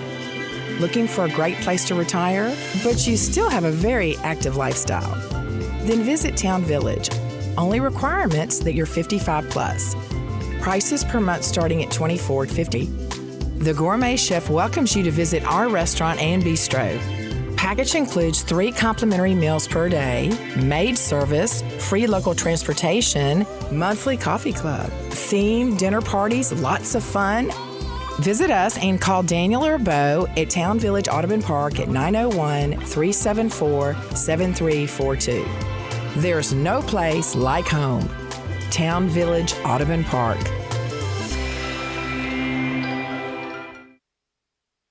Got something you want to get off your chest? You better have a backup plan. Want to join the conversation? Someone needs to tell him he has to grow up. Join us on the First Bank phone lines at 360-8255 or the First Bank text line at 67129. Now, back to Sports 56 Middays presented by FedEx. Here once again are Greg Gaston and Eli Savoie. we're caught in a trap. Welcome back, everybody. 11:28 is the time. Scheduled to be joined by Cardinals infield coach and first base coach Stubby Clapp. This is an email that was sent out by Dr. M. David Rudd, the president of the University of Memphis, friend of the show. Dear faculty, staff, and students, with spring break having been extended through the end of this week, faculty and staff are actively working to facilitate a transition to remote and virtual learning for the remainder of the spring semester for the majority of offerings. Students will be contacted by their instructors by Friday, March 20th, with details on how their courses will be delivered and completed for the spring semester. Yesterday, the Centers for Disease Control and Prevention updated their COVID-19 guidelines to include the cancellation of all events of 50 or more individuals over the course of the next 8 weeks. This cancellation period covers the University of Memphis graduation, originally scheduled for May 9th. At this time, we are exploring the option of postponing graduation as we recognize how important this event is for our students and family members. We will update you as more information becomes available in the coming weeks, and we can more accurately project possible dates. An update on summer sessions will be provided in the next few days. These are unprecedented circumstances, and accordingly, we appreciate your patience and cooperation as we plan how best to move forward. We will continue to provide regular updates as local, state, and federal guidance is provided. Our coronavirus updates and frequently asked questions web pages are updated on a daily basis as new information becomes available. Let's work together and support each other as we protect the health of our community and move forward to meet and overcome this challenge. It's I can't imagine the times it is for leaders at the university level, the high school level. I mean, this is just, there's no manual. There's no way, from league, the commissioners of these various leagues and conferences, there's no manual instruction on what to do in this situation. Nobody could have ever imagined we would be in a situation like this. Like the Missouri State High School basketball tournament was supposed to be up until today, we're still planning on playing it. Finally today, they gave in and said that they're going to have to, they're not going to be able to play that. Yes, and wasn't there still Friday high school sports going on around here? There was a lot of high school baseball. Yeah, I mean, I know there was some later in the week last week. I don't know if it was Friday or not, but yeah, there were some places playing some sports. I'm not sure exactly who played, who didn't play, all that stuff, but it's a lot of difficult decisions and a lot of just logistical nightmares especially when you're talking about, this situation where you're trying to allow kids to be able to graduate or whatever, yet not have them coming on campus to do it. Right. A lot of high schools, I believe, in the area now are on spring break this week. Some have been extended. Also, hats off to Justin Timberlake, who donates to the Mid-South Food Bank to help the coronavirus response efforts. So thank you very much, Justin Timberlake. Yeah, that's, again, another, guy's got a little bit of money, just a tiny bit, but something that looking for different ways to help out, and that's certainly fantastic stuff there from Timberlake doing that. Lawn Solutions is a locally owned weed control fertilization company that serves the greater Memphis area. The owner of the company is Brandon Holly, and he is just good people. He has a team of professionals that can take care of your lawn. They can do it all year long. Go to lawnsolutionsinc.net or online or call them, I should say, at 901-867-5626. They'll kill the weeds, get you a greener, more beautiful lawn. And when I say they take care of it all year long, that's exactly what they do. They will apply the pre-emergence during the winter months, the post-emergence during the summer months. It's a lot easier to prevent the weeds from popping up than it is to kill them, although they can do that as well. They can take care of any disease your lawn has or any insect infestation. It's Lawn Solutions, lawnsolutionsinc.net. The phone number is 901-867-5626. Our good friend Stubby Clapp, Cardinals first base coach and infield coach. You can follow him on Twitter at Stubby Clapp, and he joins us now on Sports 56 Middays. Hey, Stubby. Hey, guys. How you doing? Man, doing pretty good. It's rough, as you know. It's rough for you. It's rough for everybody here, in not only this country but around the world. Let me go back to last week. When did you guys get the word exactly that spring training was off and that the season would be delayed? Well, I think we started getting word about it on I believe it was Thursday, if I stand corrected. That's when everything kind of started to transcend. And then as the day went on, you started to get more and more news. And then we were supposed to have a meeting on Friday at 10, and then they asked us to hang out till Sunday. They were going to have a meeting on Sunday. So you started to kind of see the writing on the wall, which is completely understandable the way things were going. And I went back to the hotel, started packing, and while I was packing my stuff up, we actually got a text message saying camp was closed. So it happened quick, it happened fast, and rightfully so.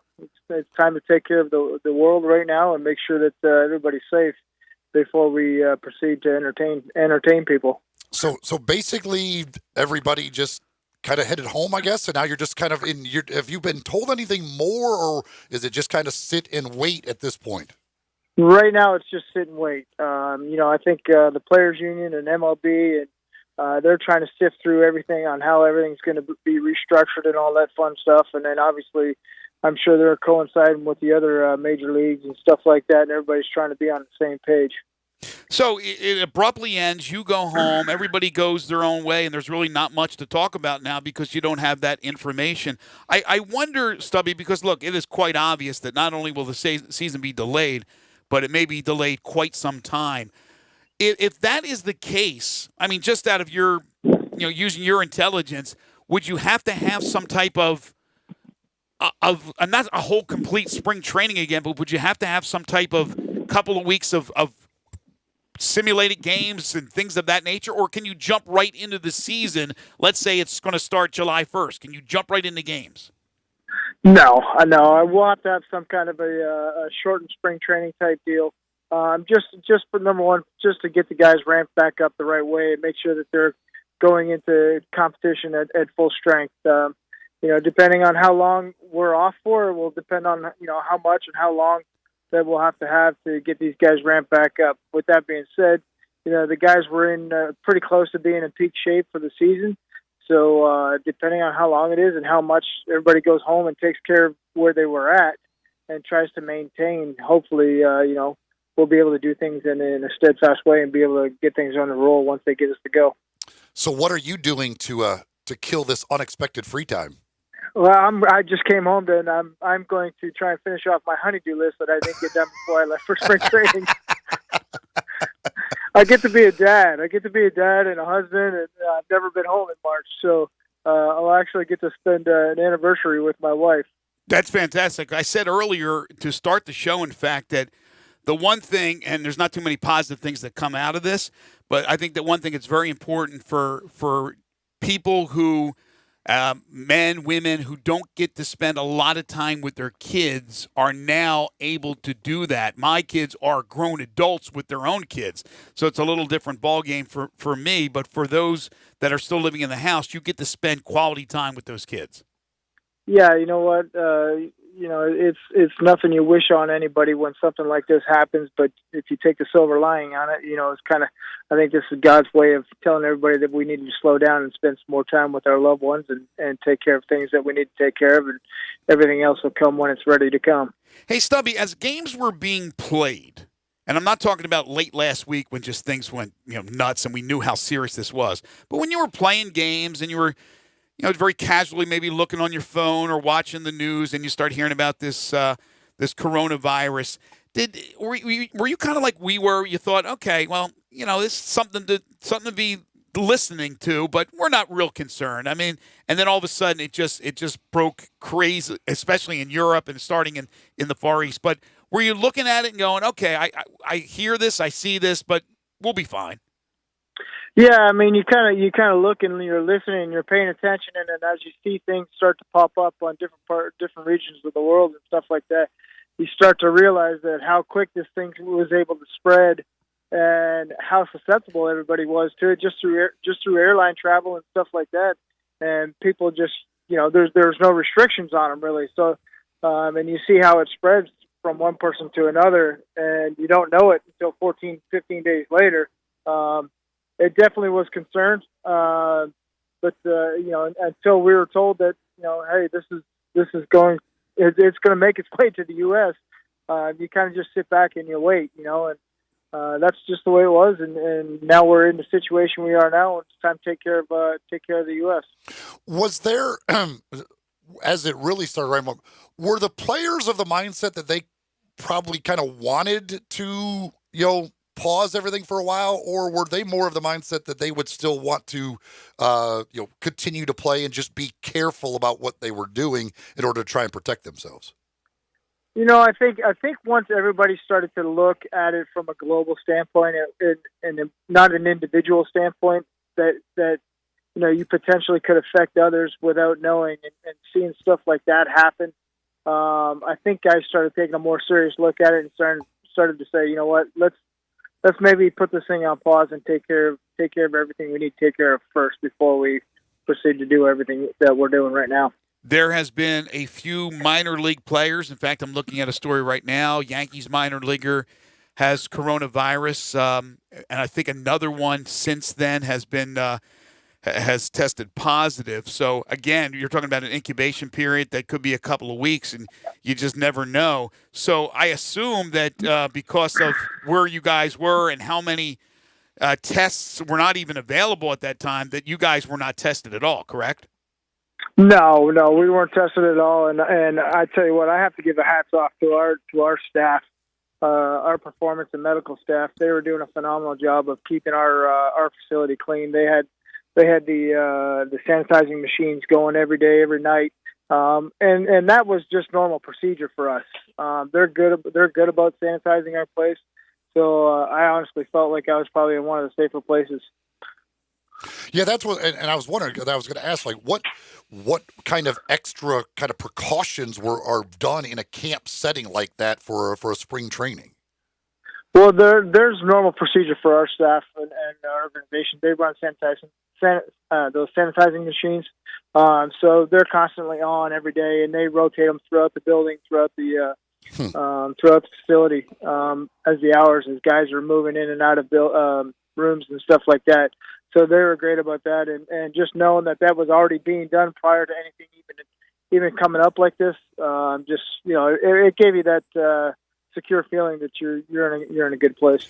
And again, everyone, take this with a grain of salt, because this is low on the totem pole when we're talking about sports. But that's what we do here on this show for 3 hours each day.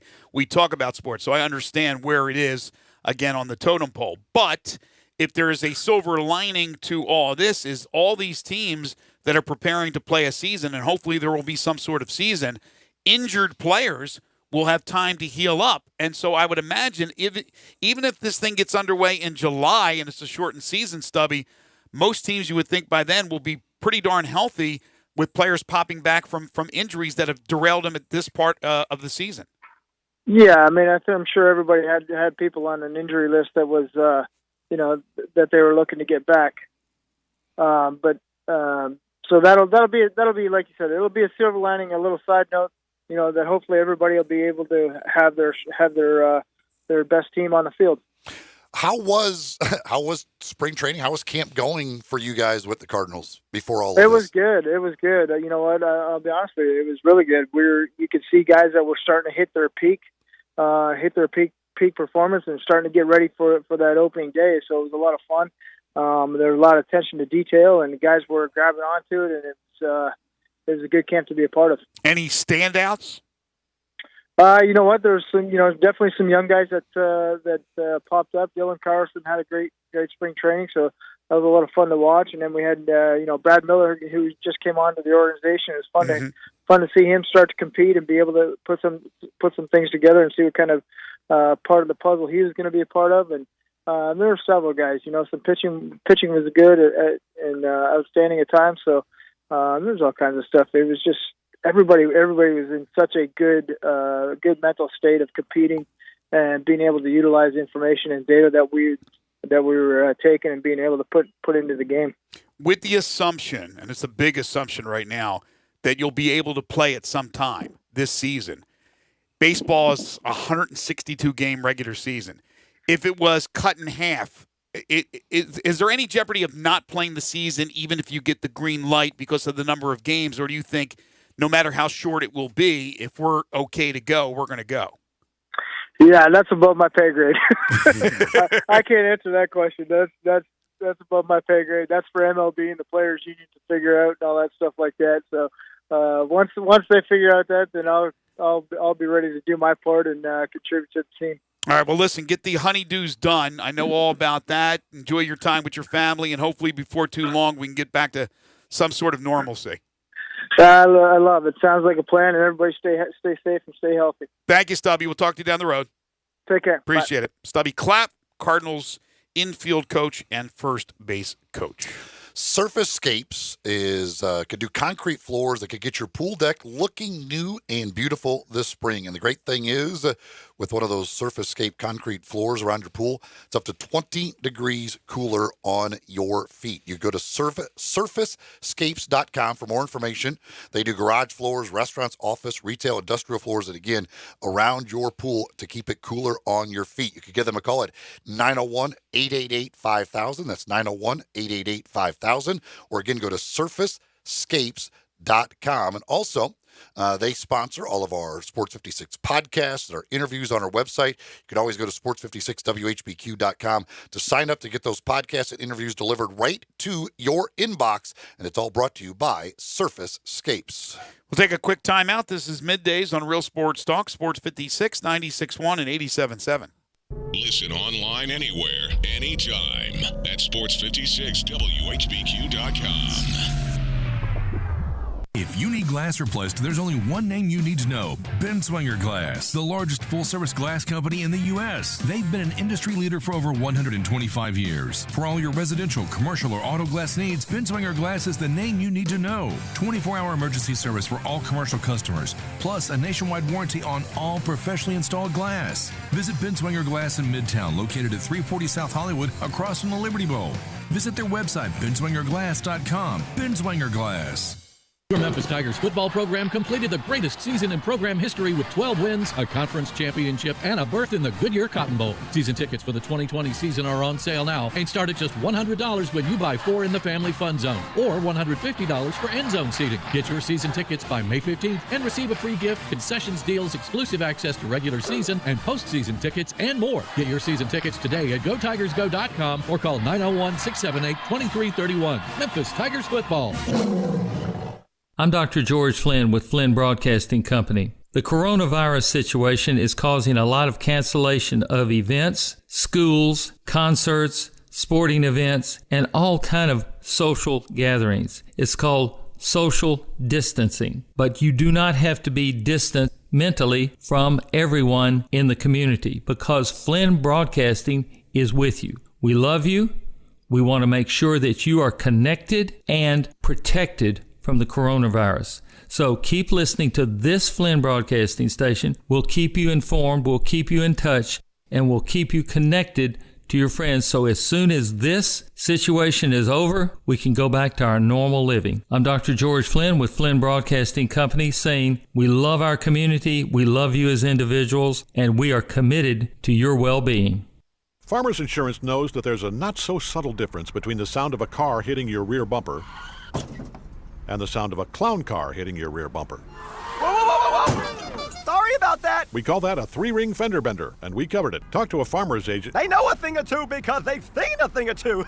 Call Chad Gatlin at 901-235-1176 or get a fast quote at memphisfarmers.com. We are farmers. Bum, bum, bum, bum, bum, bum. Underwritten by Farmers Truck Fire Insurance Exchanges and Affiliates. Products not available in every state. Do you know one of the best things you can do for your employees or family's health? Provide Arctic Clear bottled water. Arctic Clear bottled water is your locally owned and operated bottled water provider. Arctic Clear is 100% natural spring water with free delivery and setup, dependable service, and no long-term contracts. What an easy choice. Call Jeff Manus today, 901-382-2363, or visit arctic-clear.com. Arctic Clear bottled water. Call now, 382-2363. That's 382-2363. You already know you can listen to Sports 56, 96.1, and 87.7 anywhere with the Sports 56 app or at sports56whbq.com. But you can also keep up to date with everything going on by keeping up with Sports 56 on social media. Be sure to follow us on Twitter, Facebook, Instagram, YouTube, and Twitch for information on breaking news, chances to win prizes, and video of all the shows. Don't miss out on anything that's going on. Stay in touch with Sports 56, 96.1, and 87.7 on social media.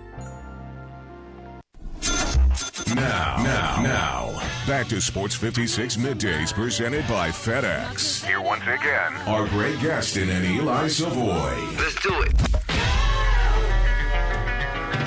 When I This is pretty interesting.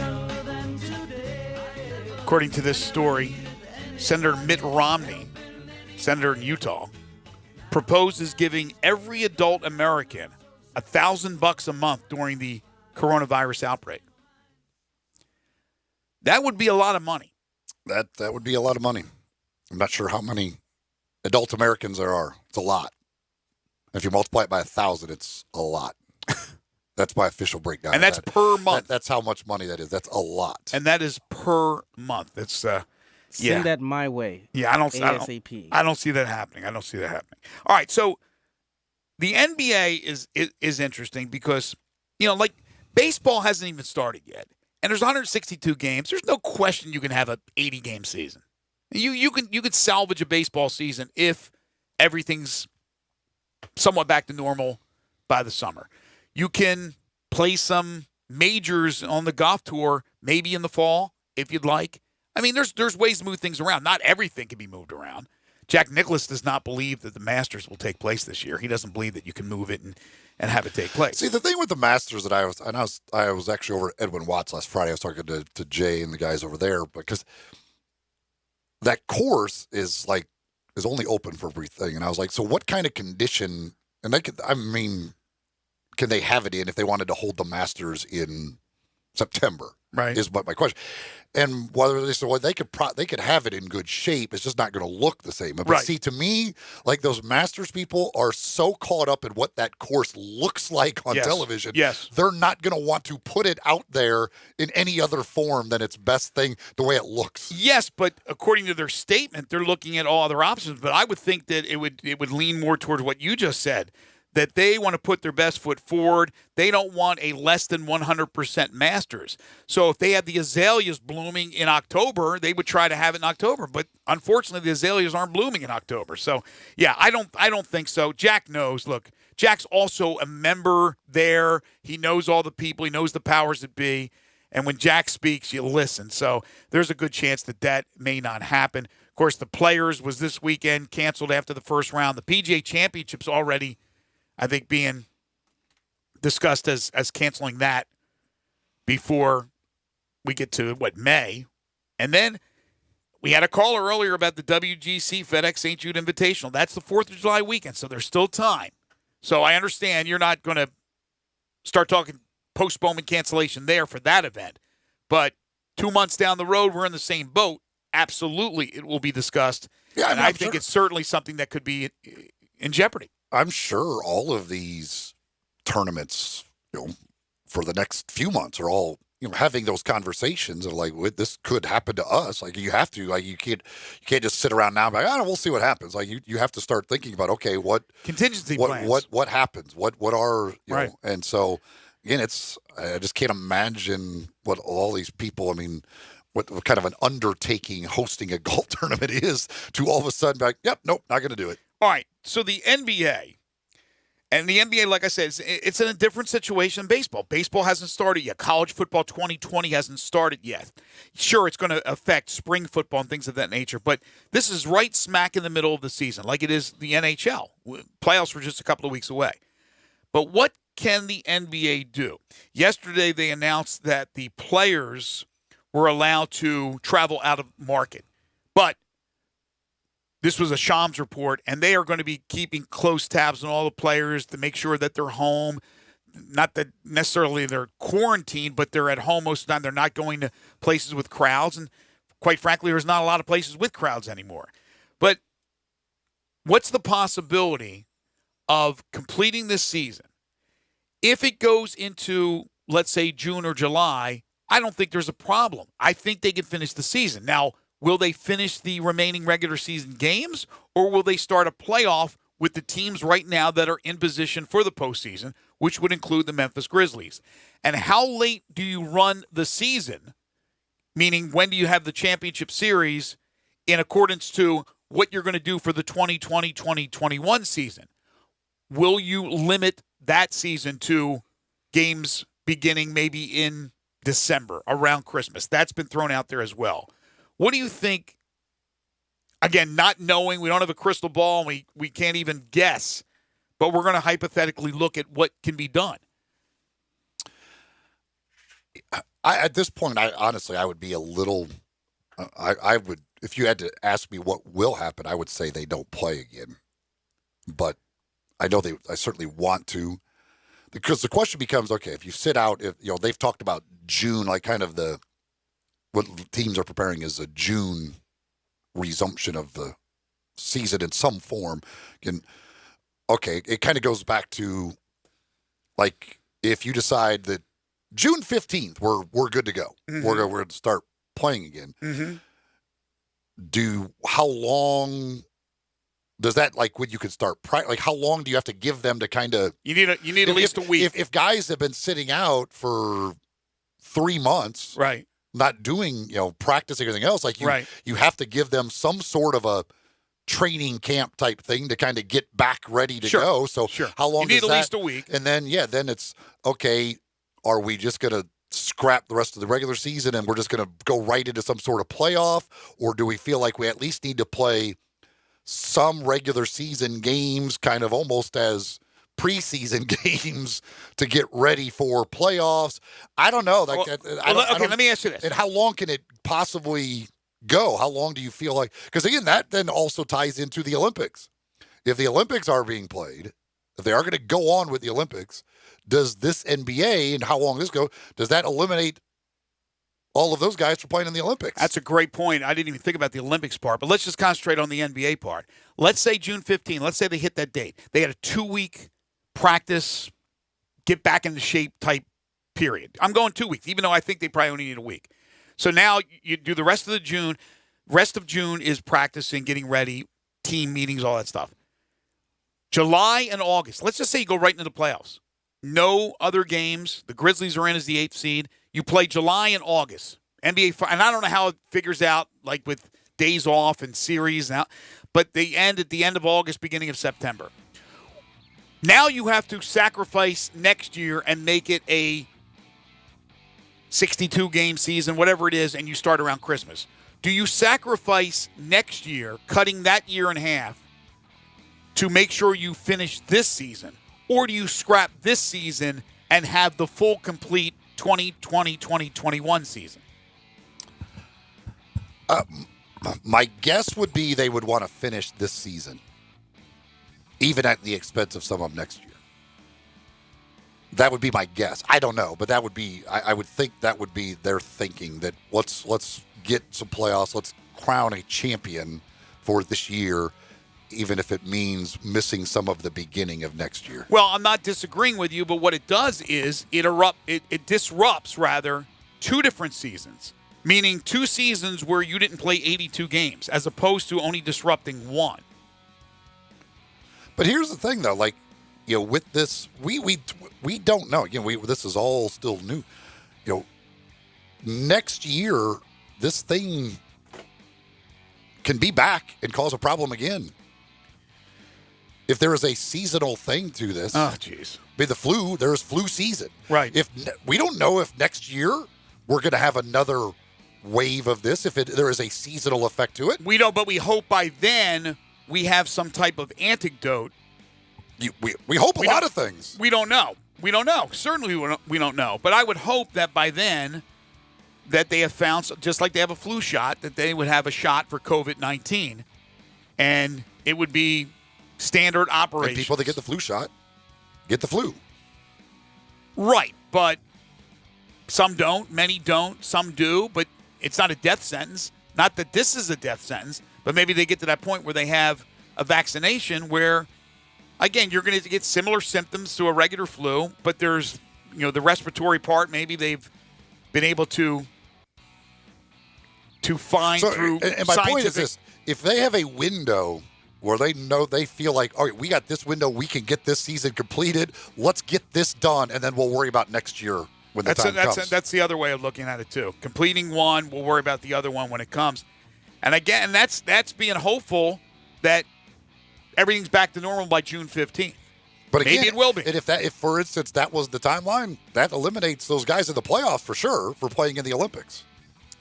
Hour 3 coming up here on Sports 56 Middays. Right now, we're living in a whole new world, and hopefully we can get back to some sort of normalcy here sooner than later. But in the meantime, we're going to bring you middays each and every day. We're going to bring you sports shows on Sports 56 like we normally do, although at times we may be talking about the COVID-19 more than sports itself. But today we've had a lot of sports news, and we'd love to hear from you in hour number 3.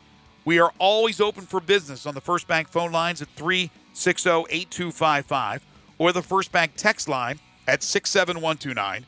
You can watch us live and message us at Sports 56 WHBQ on Facebook, Twitter, Instagram, Periscope, and YouTube. What are you doing to replace sports, at least temporarily? We know we have sports fans. That's why they're listening to this show. So what are you guys and gals doing to replace sports? Love to hear from you when we return. Hour 3 coming up. This is Middays on Real Sports Talk. Sports 56, that's AM 560, 96.1 FM, and 87.7 FM.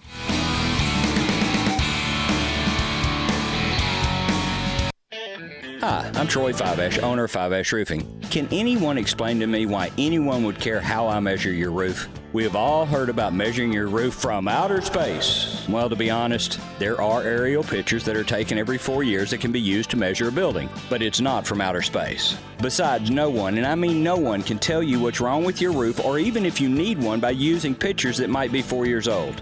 If you would rather do business with a family-owned and operated business with a lifelong tie to Memphis that refuses to mislead or use gimmicks, please give me a call. Best products, best warranties, and the best customer service we know how to provide. Fiveash Roofing, proud partner of the Memphis Tigers and the official roofer of the Memphis Tigers home team. Fiveash Roofing, fair, honest, and ethical. 367-0050 or memphisroofer.com. 367-0050 or memphisroofer.com. Fiveash Roofing, it's what we do. We're here for you.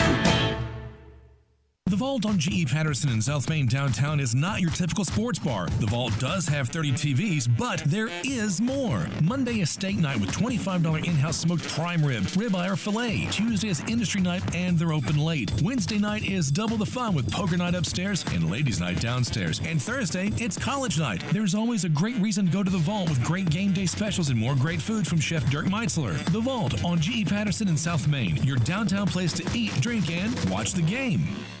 Hey everybody, it's here. Truck Month at All-Star Chevrolet in Olive Branch is where all the Silverados are. And you won't believe all the zero finance deals. 0 for 72 months plus $500 cash with your new 2020 Silverado Crew Cab. Or get $6,000 in cash for you. And hurry in and you can get the new 2019 Silverado Double Cab with $6,500 cash back for you. Or finance it with GM at 0 for 72 and still get $3,000 in cash. You're not going to do any better than this. Every Silverado truck you're looking for is at All-Star Chevrolet right now. So if you've been waiting for Truck Month, head to Olive Branch this week. Not the Pike, not South Haven, not Mount Moriah or Collierville. It's got to be Olive Branch, people. And everybody at All-Star Chevrolet and Olive Branch has one job: to make sure you get a better deal, have more fun, and in record time. And don't forget to ask them about all the deals on new Blazers and Suburbans. So find new roads to All-Star Chevrolet and Olive Branch today, or check out allstarautogroup.com. Make your day smoking with the Big Green Egg. You can smoke, bake, roast, sear, and grill, all with a lifetime warranty. Ceramic never rusts, and the easy, accurate temperature control gives you the greatest range of any grill. Make your next grill your last with the Big Green Egg. Available at these nearby locations: Hamilton Fireplace Shop, 4462 Summer Avenue; Germantown Hardware Company, 2083 South Germantown Road; Garden Spas and Pool, 9393 Poplar Avenue; and East Memphis Ace Hardware, 5143 Quince Road.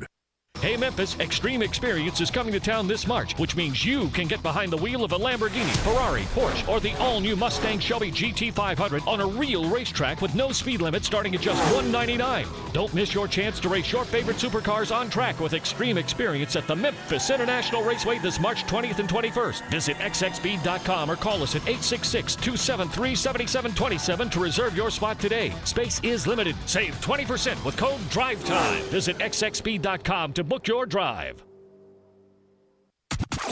We are real sports talk. Sports 56, 96.1, and 87.7. Available on your radio dial at 560 AM, 96.1, and 87.7 FM, as well as online around the world at sports56whbq.com. Take us with you everywhere on your phone or tablet by downloading the Sports 56 app, and at home, tell Alexa or Google to play Sports 56. If it's happening in the world of sports, we've got it covered. Wherever you are, stay tuned to Real Sports Talk. Sports 56, 96.1, and 87.7. We are Sports 56 WHBQ Memphis, WIVG-FM Tunica Memphis, and WPG-FLP Memphis. Flynn Broadcasting Stations.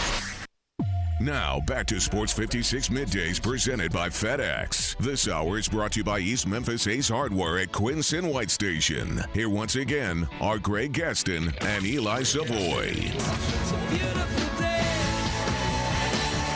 You lie, Bono. Far from a beautiful day. Cloudy, little rain. We're dealing with COVID-19 and trying to do sports with no sports happening. So, Bono, be quiet. But we're here. It is Sports 56 Middays. It is the Monday, March 16, 2020 edition. I'm Greg Gaston alongside Eli Savoie. Zach Boyd is in all week long. He's producing in for Gabe Kuhn this week. Family Leisure Studios is where we're at, where family and fun come together. Family Leisure, 2120 Whitten Road. That's just north of I-40. Pools starting at $19.99. Spa starting at $21.99.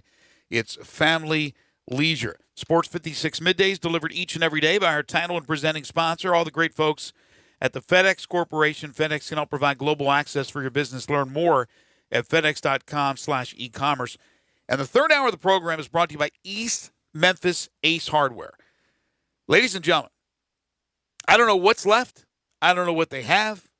But I'm telling you, it is an alternative to going to Kroger and seeing empty aisles. There are things that you can pick up at East Memphis Ace Hardware. If it's plumbing supplies that you need, if it's screen repairs, if it's light bulbs, if it's bird seed, whatever it is that you need, and certainly cleaning supplies and things of that nature, which are extremely important right now, they have it for you at East Memphis Ace Hardware, 5143 Quince Road, right next door to Billy Hardwick's All-Star Lanes. Ace is all about convenience and service, fast service, competitive prices.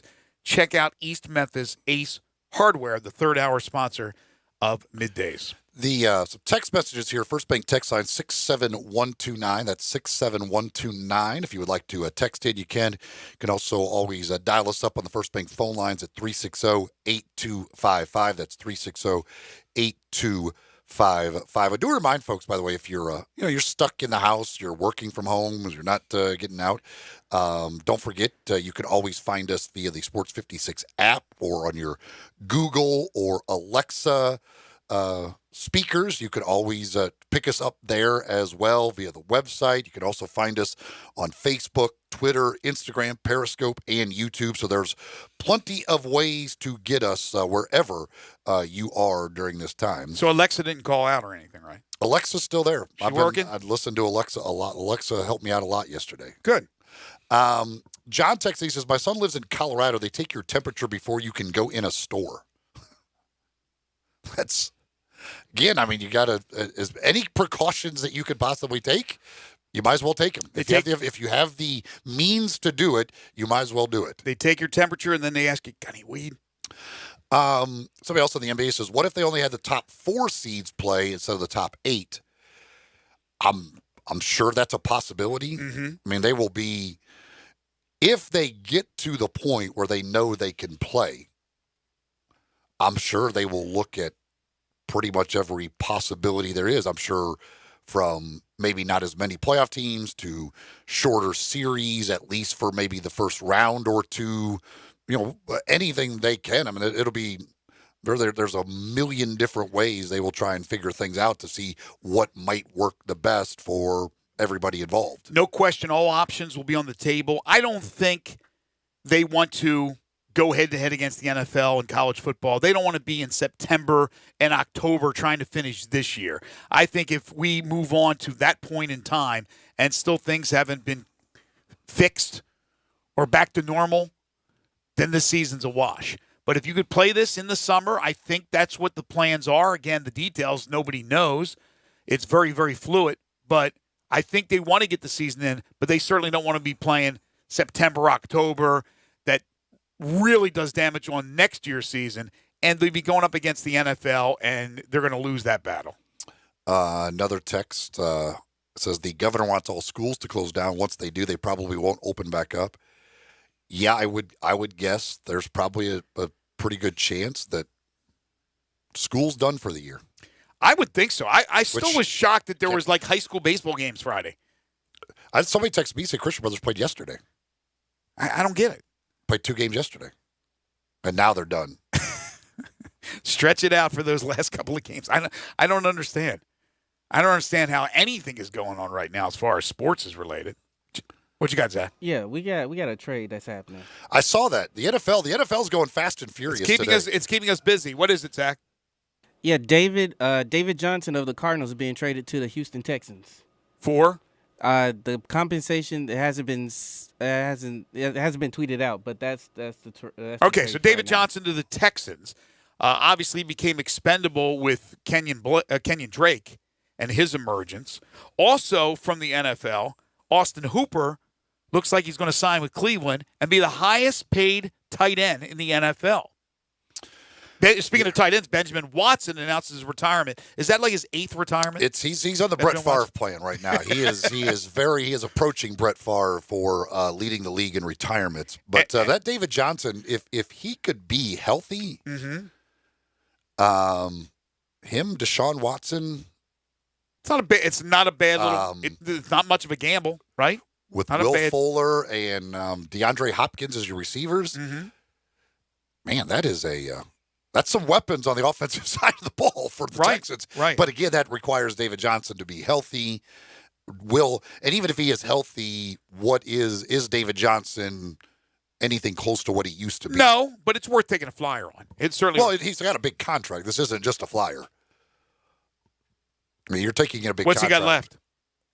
Well, I don't know guarantee-wise, but he's getting paid. Well, then you are taking a little bit of a gamble here. I didn't know what his deal was. Also from the NFL, the Dolphins have agreed to sign. Somebody had tweeted about the idea of taking on that contract. He had a 3-year, $39 million extension in 2018. So he's got 1 year left. Yes. 18, paying for 18 and 19, or paying for 19? I don't know what. That was an extension. He'll be a free agent in 2022. Okay, so they got 2 years now with him. If they don't cut him. And I don't know how much of that is guaranteed. But the point is, you're not on the hook, right, if you cut the guy. Well, it depends how much of it's guaranteed. So the Cardinals' guarantee is not paid in one lump sum. It's over the course of the contract. Well, a signing bonus would have been, obviously, but there could be other guaranteed money per year, contract bonuses and things like that. Gotcha. Eric Flowers, by the way, Dolphins, sign him, $30 million over 3 years. $19.95 million. Why don't you just say $20 million, fully guaranteed? Wow. Eric Flowers, who was a disaster a couple years ago. I can't believe Eric Flowers getting that deal. I can't believe he's getting that much money. Well, his agent is Drew Rosenhaus, so he's not too shabby. David Johnson will make $10.2 million this year. The entire amount is guaranteed on the 3rd day of the league year. Yeah, when is that? It's Friday. Well, I guess so. The NFL is doing something that's different than every other sports. Right now, it's on schedule. So that'll be Friday. So they're guaranteeing $10 million. They're taking a $10 million gamble on David Johnson that could be back to his former self when he was dominant. Short period of time, but he was very, very dominant before he got hurt. Thomas is dialed in on the NFL. Thomas, how are you? Hey guys, how you doing? Good. Hope you guys being safe out there. Well, we're in a studio and talking, so as long as this numbskull doesn't have it, I think I'm okay. Hey, let me ask you and I a question, because I hadn't heard it nowhere else. The president, who I care very little for, made a statement last week that this virus, it probably can be killed at an 80-degree temperature. Have you guys heard that same scenario? No. I have not. I have not heard anything of a certain number. I know nobody people knows that. I have heard That's other what, people that's what I'm claim saying, that Greg. he We've is. never dealt with anything like this before. How can you make a statement like that? And then a couple of weeks ago, you made the statement that this was a hoax. I mean, and now we find out that it's not. Well, And do it's you affecting- know for sure? Do you know for sure that he made the statement about 80 degrees? I don't know. I never read any of that. Well, he did. He made that statement that 80 degrees kills this virus. I didn't hear nobody else say that. Well, And let me say this, Thomas. If he said it, which I still got to, I got to see that he did. He had to be told. I can't imagine that he just came up with that. That's ridiculous. Now, the flu, the regular flu, goes away pretty much in the summer. Now, I don't know if he was alluding to that, and then comes back in the winter. I tell you, you guys, if you get a chance, Google it up. That I think it was week before last that he made that statement that 80 degrees kills it. I remember seeing it, and then I know the Chinese trying to blame our government for what's going on. And I don't blame the government. The only thing I blame the government for is not stepping up to the plate soon enough. Yeah. Well, it originated in China. I don't know how you blame the United States, but I know what, man. This has been one of the most boringest weekends of my life. Get used to it. You guys know how much I love sports, just like you, man. I hadn't been through. I've never been through nothing like this before. No, it's tough, man. But we're here for 3 hours every day on middays. You know that, Thomas. All right, guys. I'll talk to you later. Thank you, my friend. Appreciate it. I think I'm telling you, I think the only people that might be happy about this at all would be the Netflix folks. I have to believe they picked up a lot of subscriptions. Oh, there's no question. No question. And of course, I guess apparently toilet paper makers. Okay, here's what I don't understand. I know, obviously, it's all about supply and demand, and the supply is unbelievable, so they can't keep up with the supply. But they're still manufacturing toilet paper, right? So it's just a matter of the trucks getting to the supermarkets and getting enough of it to kind of stay in supply. They can. I mean, as soon as they get there, it's gone. Yeah, but is it like the companies now with their maybe less workers are working, so there's less truckers to bring the product to particular supermarkets? Is it all intertwined, if you will? No, it's just when the supply arrives, word gets around that this place has it, and people rush over there and buy it all. Well, how about those guys that hoarded the what do you call it? Hand sanitizer. Hand sanitizer. And then what ended up happening? They're giving it away now? Yeah, they ended up giving it to, I don't remember where exactly they gave it to, but they ended up donating it. So, all right, I'm trying to look up. Here we go. Let me see. Hang on 1 second. We're going to get to Matt. Just to talk about that briefly. Yeah, the people on Twitter found him, and they found his storage locker where he was hiding because he took a picture of where he was storing it, and the people on Twitter found him. I guess the Attorney General's office saw it. They went to his locker. What was he trying to sell it for? How much was he trying to sell it for? No, you know? he was trying to prove a point of the America's economy and the reasons why capitalism is a problem. Because he bought all of this hand sanitizer just to prove a point. Well, I still don't know the point he's proving. So he wasn't trying to sell it. He was just doing. No. He just wanted to take it all. Yeah, just to prove a point. What again was the point he's trying to prove? That the that America capitalism system, the system of capitalism. So he's trying to basically say that it's a bad thing that he can go out and buy a lot of one thing. Yes. And then if he wanted to resell it and price gouge people. Gotcha. All right, let me go to. I guess Matt wants to talk a little Titans. Hey, Matt, welcome to the show. What's going on, guys? Hey. So, what do you guys think about that Ryan Tannehill contract extension? We were talking about it earlier, and it seems on the surface, wow, that's a lot of money. But here's the thing: it's the going rate for the starting quarterbacks in the NFL now. He's getting paid a little less than $30 million. I think it's the right move. I think you have to have faith in what he did. I mean, it's still a gamble anytime you're throwing out that kind of money. But Tannehill and that team really clicked. I mean, it worked. The offense worked. They had faith in him. So what were their other options? I know there were Tom Brady rumors out there. I never bought into them. Mariota, that relationship severed. So I think Tannehill was you had to pay him, right? Yeah, you have to. But here's the problem that I have. It's not so much as that they signed him, because I think he was the best pick, obviously. Mm-hmm. And I'm glad that they put the franchise tag on Derrick Henry today. Mm-hmm. But my question is I think we need another receiver. Man, they have taken a lot of swings how at many receivers. times, They've got a lot of first-round picks they've used on receivers and things. And there's certainly, I could see a need for another receiver. Well, A.J. Brown certainly stepped up last year as a rookie. Oh, he's amazing. Yeah, I mean, if he can become that real number one guy, but do you have enough? Do you have a number two guy? Did they take a receiver? Do you know, Matt, in the draft, late in the draft? I don't think that they did. Yeah. I can't remember. I want to say they took a running back. We'll look that up. But Eli's right. It seems like every year they've taken a wide receiver high in the draft. But Corey Davis is the guy. I mean, they've been that's obviously a first round pick that just they keep waiting for him to kind of blossom into what they thought he was going to be. I mean, you got Tajay Sharp there. I don't know. He's a number. I don't think he's number two guy. I think he's a number three guy at best. I mean, I think John New's the number two guy. Yeah. Yeah, I think he's probably the number two. I don't know, because if they go after any free agent, I don't think if they're going to spend big money on another receiver, which I don't think they will. But if they did, then it's less money to negotiate with Derrick Henry. There's only so much money they could spend. They just threw out $30 million a year for Tannehill, which again I think we all agreed that was the right move. So yeah, they always want more weapons. There's no question about it. But I think they did the right thing in what they did with Tannehill. They did the right thing for the time being with Derrick Henry. And we'll see how that works if they're going to be able to get a deal done by July, which is when you have to have a negotiated deal by, or you go into the new season with this franchise tag. Okay, well, what do you think they need to push them over that ledge? Because I don't feel like they're Super Bowl contenders at all. They're definitely playoff contenders, but they need one more piece.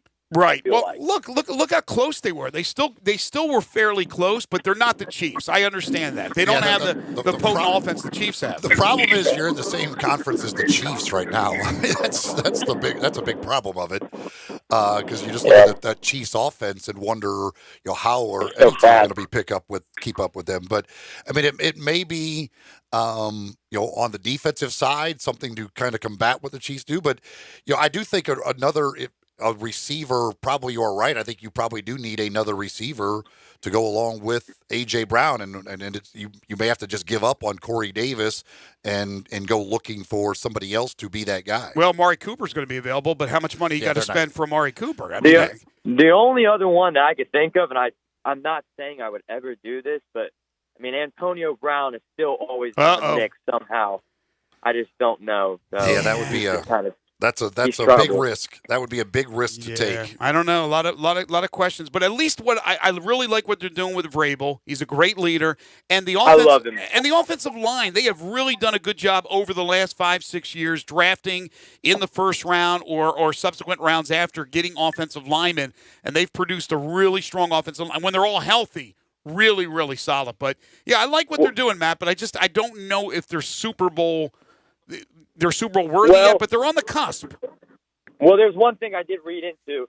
So this year, if I'm not mistaken, the Titans have the 24th pick in the first round. I might not be correct on that, but they have a later pick. Mm-hmm. And they got rid of Dion Lewis 2 days ago. They cut him, and he was the backup to Henry. And so what a lot of people are predicting is they're going to draft Jonathan Wilson, I want to say his name is, that running back out of Wisconsin. Jonathan Taylor. Jonathan Taylor, sorry. That's what they're saying. That would be a great addition because he was really solid at Wisconsin. Well, if you take a guy like Jonathan Taylor, even late in the first round, that may look like in the future, because running backs have a short shelf life. You may be looking at the heir apparent to Derrick Henry if you can't reach a deal, that you're hoping that a guy like Taylor would be the guy in case they can't financially come to an agreement. So that may be a strong move if you can get Taylor, if he's around at 24. He had an unbelievable career at Wisconsin. Hey, Matt, thanks, man. Really appreciate the phone call. Take it easy, guys. Don't be a stranger. All right, so this is surprising. Most people we're believing that in that David Johnson trade that the Texans wouldn't be giving up much because they are taking on the salary. But according to Adam Schefter, the Texans are trading DeAndre Hopkins to Arizona. Get out of here. Get out of here. I don't know what's all involved in the deal, but apparently, according to Schefter and others, DeAndre Hopkins is being shipped out. So the deal is with David Johnson. David Johnson is going to the Houston Texans. DeAndre Hopkins is going to the Arizona Cardinals. Yeah, that's what we're just saying. Yeah, I just mean, those two guys? Yeah, just those two guys. What was Hopkins making? This doesn't. I mean, again, we were starting the conversation talking about David Johnson as, hey, they're taking a flyer on a guy who's been hurt. Well, it wasn't a flyer, as you pointed out, with what he had left on the contract, paying him $10 million and 2 more years left on that. Which again, they can cut him, but they got to eat $10 million for this year because it's guaranteed. And now it's for DeAndre Hopkins. So financially. I bet you Hopkins is making around DeAndre 12? is signed through 2022. He's making $12.5 million. It looks like this year 13.5, and then up near 14 in the final year. I'm not sure how much is guaranteed out of that or whatever. So you're cutting salary a little bit. You're getting rid of your number one receiver. Will Fuller, by the way, a good number 2, has been hurt a lot, and you're bringing in a running back who when he was healthy was really good, but you're banking on him being healthy. That's what you're doing. You're exchanging your star receiver for a running back, cutting a little bit on salary, and hoping that running back can find his old form. Wow. Let me go back to the First Bank phone lines. Michael is dialed in. Hey, Michael. Hey, guys. How are you guys doing? Good. How about yourself? I'm wonderful. I wanted to get your opinion on something completely off topic that you guys have been talking about today. But there was only one sports league out there that has continued to have their event this weekend, and that was the Professional Bull Riders event that happened in Duluth, Georgia. They're also going to have their event this coming weekend. It was scheduled to be in Glendale, Arizona, and they've moved it to Colorado. Mm-hmm. They're going to have 2 events the next 2 weeks in Colorado with no fans, but these athletes only get paid if they win. They don't have contracts. Yeah. But what do you guys think about that? All right, let me mull it over here. Michael, thank you very much for the phone call. Really appreciate it. Of course, the MMA did go on this past weekend in Brazil, so there was another sporting event that was happening over the weekend. But the PBR is huge. I know that. Professional bull riding is a huge thing. I did not know that the riders had to win to be paid. I had no idea that was the case. Oh, yeah. I thought there'd be some sort of salary, and they have some contracts with sponsors and things of that nature. But I didn't know. Essentially like golf. I mean, they're independent contractors. Same thing. You perform, you get paid. Yeah, but how golfers, even the guy comes in 100th, as long as he made the cut, gets paid. If he makes the cut. Is that same thing we're talking about with PBR? Well, I don't know how many places they pay. That's but what I'm talking. That's what I'm asking. You have to perform to get paid. Right. But is it a winner take all thing? It can't. Well, no, be, they're right? going to pay more than first place. Right. That's what I want to know. But as far as the event itself is concerned, look. You're not going to have fans there. That's fine. But I would imagine there's more than 50 people that are involved in a rodeo of some sort, and especially when you got professional bull riding, you got a big event like this, a major stage thing that's nationally televised a number of times. I'm not sure if this event is or it's going to be, but I think it's ridiculous that anything right now in the sporting world is happening even without crowds because nobody else is doing it. Yeah, I mean, I'm a little surprised by it just because, it's just, again, this all goes back to it's a liability thing. Like what are you willing to risk? What is your liability versus what is the, I guess, reward for actually holding the event rather than just canceling it. And I guess they've weighed that and decided they're okay with the liability part of it. But I'm surprised. I didn't realize they were doing it, and I'm surprised that they are doing that they're actually holding it. Because again, I mean, what are they getting if you're not selling tickets to it? I mean, where's their money coming out of this? What is the reward for holding the event? Their reward is if it's a network deal, and I don't know what their deal is right now to be televised, because you do this for the fans, and you do it for the gate, you do it for season tickets in other sports. But if this thing isn't televised, then it's absolutely ridiculous. So I would imagine this thing is televised, and what they're getting is they're banking on that television deal that they have. All right, so the looks like John McClain from down in Houston reports DeAndre Hopkins and a 4th-round pick go to the Cardinals for David Johnson, a 2nd-round pick this year, and a 4th-round pick next year. All right. So they move up. The Texans move up 2 rounds in this draft and get an extra 4th-round pick next year to exchange DeAndre Hopkins for David Johnson. And cut a little salary, because his salary's at 10, and Hopkins, as you said, is going to be up to eventually, $13 million. And you get a running back instead of a receiver. And we know that the shelf life on the running backs is a lot shorter than it is for the wide receivers. David Johnson's coming back from injury. He came back last year. He was not the same David Johnson who was the first pick in a lot of people's fantasy drafts several years ago. But if he can be some semblance of what he was, could be a major addition. Although I love Hopkins. I really love what DeAndre Hopkins brings to the table. I did want to mention this because Thomas had called in, and he's absolutely right. Although I don't see where it says, he mentioned President Trump 80 degrees. But President Trump, according to this story, has suggested that the coronavirus outbreak will be gone by April because the heat, generally speaking, kills this kind of virus. He had appointed at that time Vice President Pence to take charge of the U.S. response to the disease.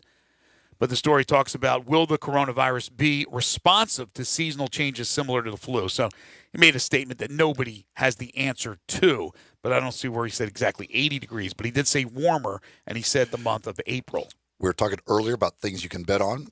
When we come back, I'll tell you what you can bet on which league will resume play first. Okay. We will take a timeout. This is Middays on Real Sports Talk, Sports 56, 96.1 and 87.7. The word is out about R&R on Sports, where you've heard interviews from Ken Griffith Jr., Dr. J, Hank Aaron, and many, many more. Right here, R&R on Sports, Saturday mornings, 9 a.m., Sports 56, 96.1 and 87.7. Don't miss it. DeSoto Auto Sales specializes in late model cars with low mileage. They have the highest standards in the car industry. All of their cars are test-driven, checked out from head to toe. Unlimited inventory, every make and model. And if it's not on the lot, they'll find it for you. Walk in the door of DeSoto Auto Sales, 5704 Goodman Road. Within 45 minutes, you can test your car, get credit approval, and finish paperwork within an hour. No shortcuts at DeSoto Auto Sales. Kind, courteous employees, a down-home environment. DeSoto Auto Sales cares about your time. Lowest prices in a 350-mile radius. We're living in a world today where time does matter. Visit them online. Check out their referrals. DeSotoAutosales.com. Very proud to serve DeSoto County and other surrounding areas. DeSoto Auto Sales, 5704 Goodman Road. Call 662-890-7184. 662-890-7184. Come on down to DeSoto Auto Sales. Here's a message for all you station surfers out there, you changers of the channel. I get it. Life's too short to hang around waiting for something better. So why haven't you made the move to Southland? Maybe you don't like playing longer on the largest slot floor in the region, or maybe you just enjoy the longer drive. But if you think getting there is half the fun, you're probably not having that much fun. Southland Casino Racing. Surprise yourself. Must be 21 plus. Play responsibly. For help quitting, call 1-800-522-4700. For over 8 decades, America's farmers have counted on the Little Red Tractor from Case IH, the Farmall, to help them make short work of their demanding chores. Well, Mid-South Ag can show you they aren't just for farms anymore. With horsepower ranging from 30 to 105, plus an army of attachments, they can tackle every chore on your to-do list, from hauling and mowing to loading and towing and then some. Stop by Mid-South Ag Equipment or call 662-890-3141 to find a Case IH Farmall that's right for you. Do business more powerfully during Dell's semi-annual sale. Save up to 45% on Dell computers and servers with Intel Core processors. It's time for you to upgrade to new modern devices with Windows 10. Also, save on electronics and accessories plus free shipping on everything and special financing with Dell Business Credit. Call 877-BUY-DELL to talk to a Dell Technologies advisor who can help you find just the right tech. That's 877-BUY-DELL or visit Dell.com/business deals. Hi, I'm Troy Five-Ash, owner of Five-Ash Roofing. Do you have any idea why I never speak the way I am right now? It's because if you're honest, sincere, and knowledgeable, you do not need fast-talking, high-energy, gimmick-promising advertising to get a customer's attention. Speaking of that, how do you think companies can offer huge rebates and giveaways when you use their services or buy their products? By overcharging you in the first place, that's how. Five-Ash Roofing doesn't operate that way. It's misleading and dishonest. When I provide a customer with the best products and the best service possible and do it at a fair price, why would I need gimmicks to sell it? Best products, best warranties, and best service possible. That's all we offer. Well, that and financing. Five-Ash Roofing, proud partner of the Memphis Tigers and the official roofer of the Memphis Tigers home team. Five-Ash Roofing, fair, honest, and ethical. 367-0050 or memphisroofer.com. 367-0050 or memphisroofer.com. Five-Ash Roofing, it's what we do. We're here for you.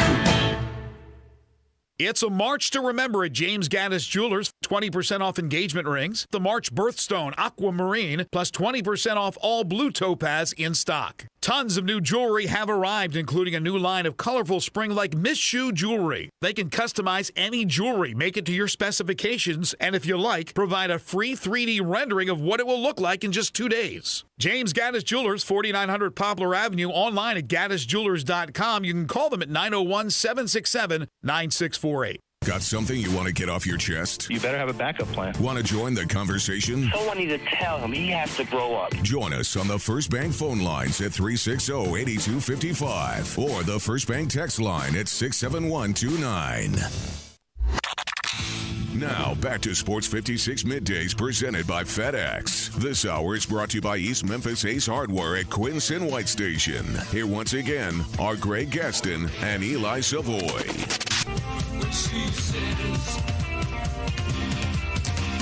So Bet Online, they have their odds for the first league to resume play. The favorite is Major League Baseball at plus 175. The NHL just behind at plus 180. Then the NBA you can get at plus 250. And MLS plus 400. So the MLS a long shot to be the first to go. Not sure how they determine those odds, of how they figure that out, why the MLS is such a long shot compared to others. But there you go, Major League Baseball, the favorite. I would go off the board. In my opinion, the first sports league to resume will be NASCAR.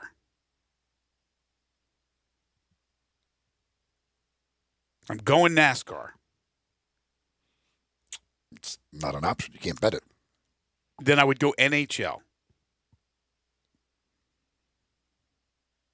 Plus 180. You can have them. They're freezing out the virus, baby. We just said the heat's the thing you need for the virus. Ah, that's right. They're the exact opposite. Damn. Then it would be Brazilian volleyball. Brazilian outdoor volleyball will be the first league to resume. Now, I still think NASCAR will be returning to all its glory, without fans, by the way, sooner than anything. I think I saw something. Didn't NASCAR announce something today? I didn't see it. I did not see it. I thought I saw something earlier. Do tell. Them, I will see. All right, well, you look that up. We talked a lot earlier in the show about the new CBA with the NFL, with the players agreeing to it, although far from unanimous. 1,019 yeses, 959 noes. About 500 did not vote. One thing we didn't talk about, though, is, and this is big, players will no longer be suspended for positive marijuana tests.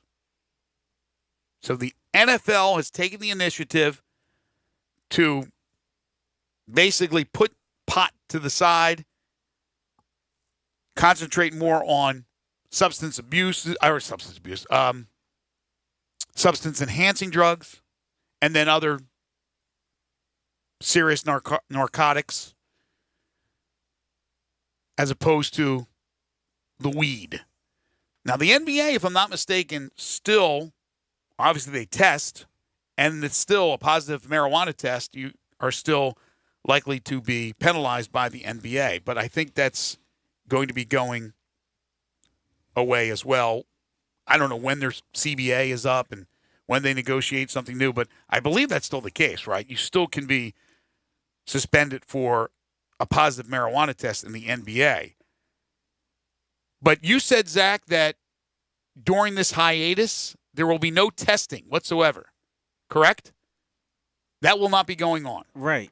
They would not test the players for, I guess, drug use, because I guess because there's no. Well, they're not, yeah, I mean, I would say they're not going to make them like come back or whatever just to do a drug test. They're not going to make a house visit. Yeah. So I would say a lot of weed smoking going on. I would imagine. I would guess probably there is, just like there always is. A lot more than usual. By the way, it was somebody. NASCAR is expected to release a statement this afternoon announcing their upcoming schedule. I do believe that they will be the first to return. They say exact plan not clear yet, but the industry is clearly expecting multiple additional races to be postponed due to the coronavirus. But again, that was I knew I saw something about it, but yeah, they're expected to announce later today something on their plan. There's no way they're going to announce we're coming back. They're going to announce more postponements, but I still think when it's all said and done that they'll be the first one to return. Somebody texts in 67129, say Masters looking at October 5th through the 12th, working with the Augusta city officials. I mean, it's not going to look the same. Yeah, and they very well, maybe they just want to absolutely get it in, and that'd be great, I guess, if they could figure out a way to make it all work. All right, let me ask you this. That's going to be, it's like confusing as heck. What's good? I'll try and figure out a schedule for them once they do get the okay to play again. All right, let me ask you this. Saturday afternoon, college football, SEC, big game Saturday on CBS. Sunday, NFL football. What are they doing with the Masters? The Masters isn't going to – there's no way those guys are going to allow the Masters to be on CBSSports.net or whatever it is. How are they going to figure that thing out? And they're not going to give up football. So we're going to have a little tug of war. I mean, it may just be on the Golf Channel. I don't see it. Not the Masters. I really tend to believe what Jack says. I hope they play it, for goodness sakes. I do. But it's not going to look the same. Now, there have been Masters where, in fact, I was on one of those trips when we went to the practice round with the late Henry Brenner and his deal, where it was unseasonably cold. And the magnolias, they had not bloomed yet. So it did not have that color that the Masters usually has.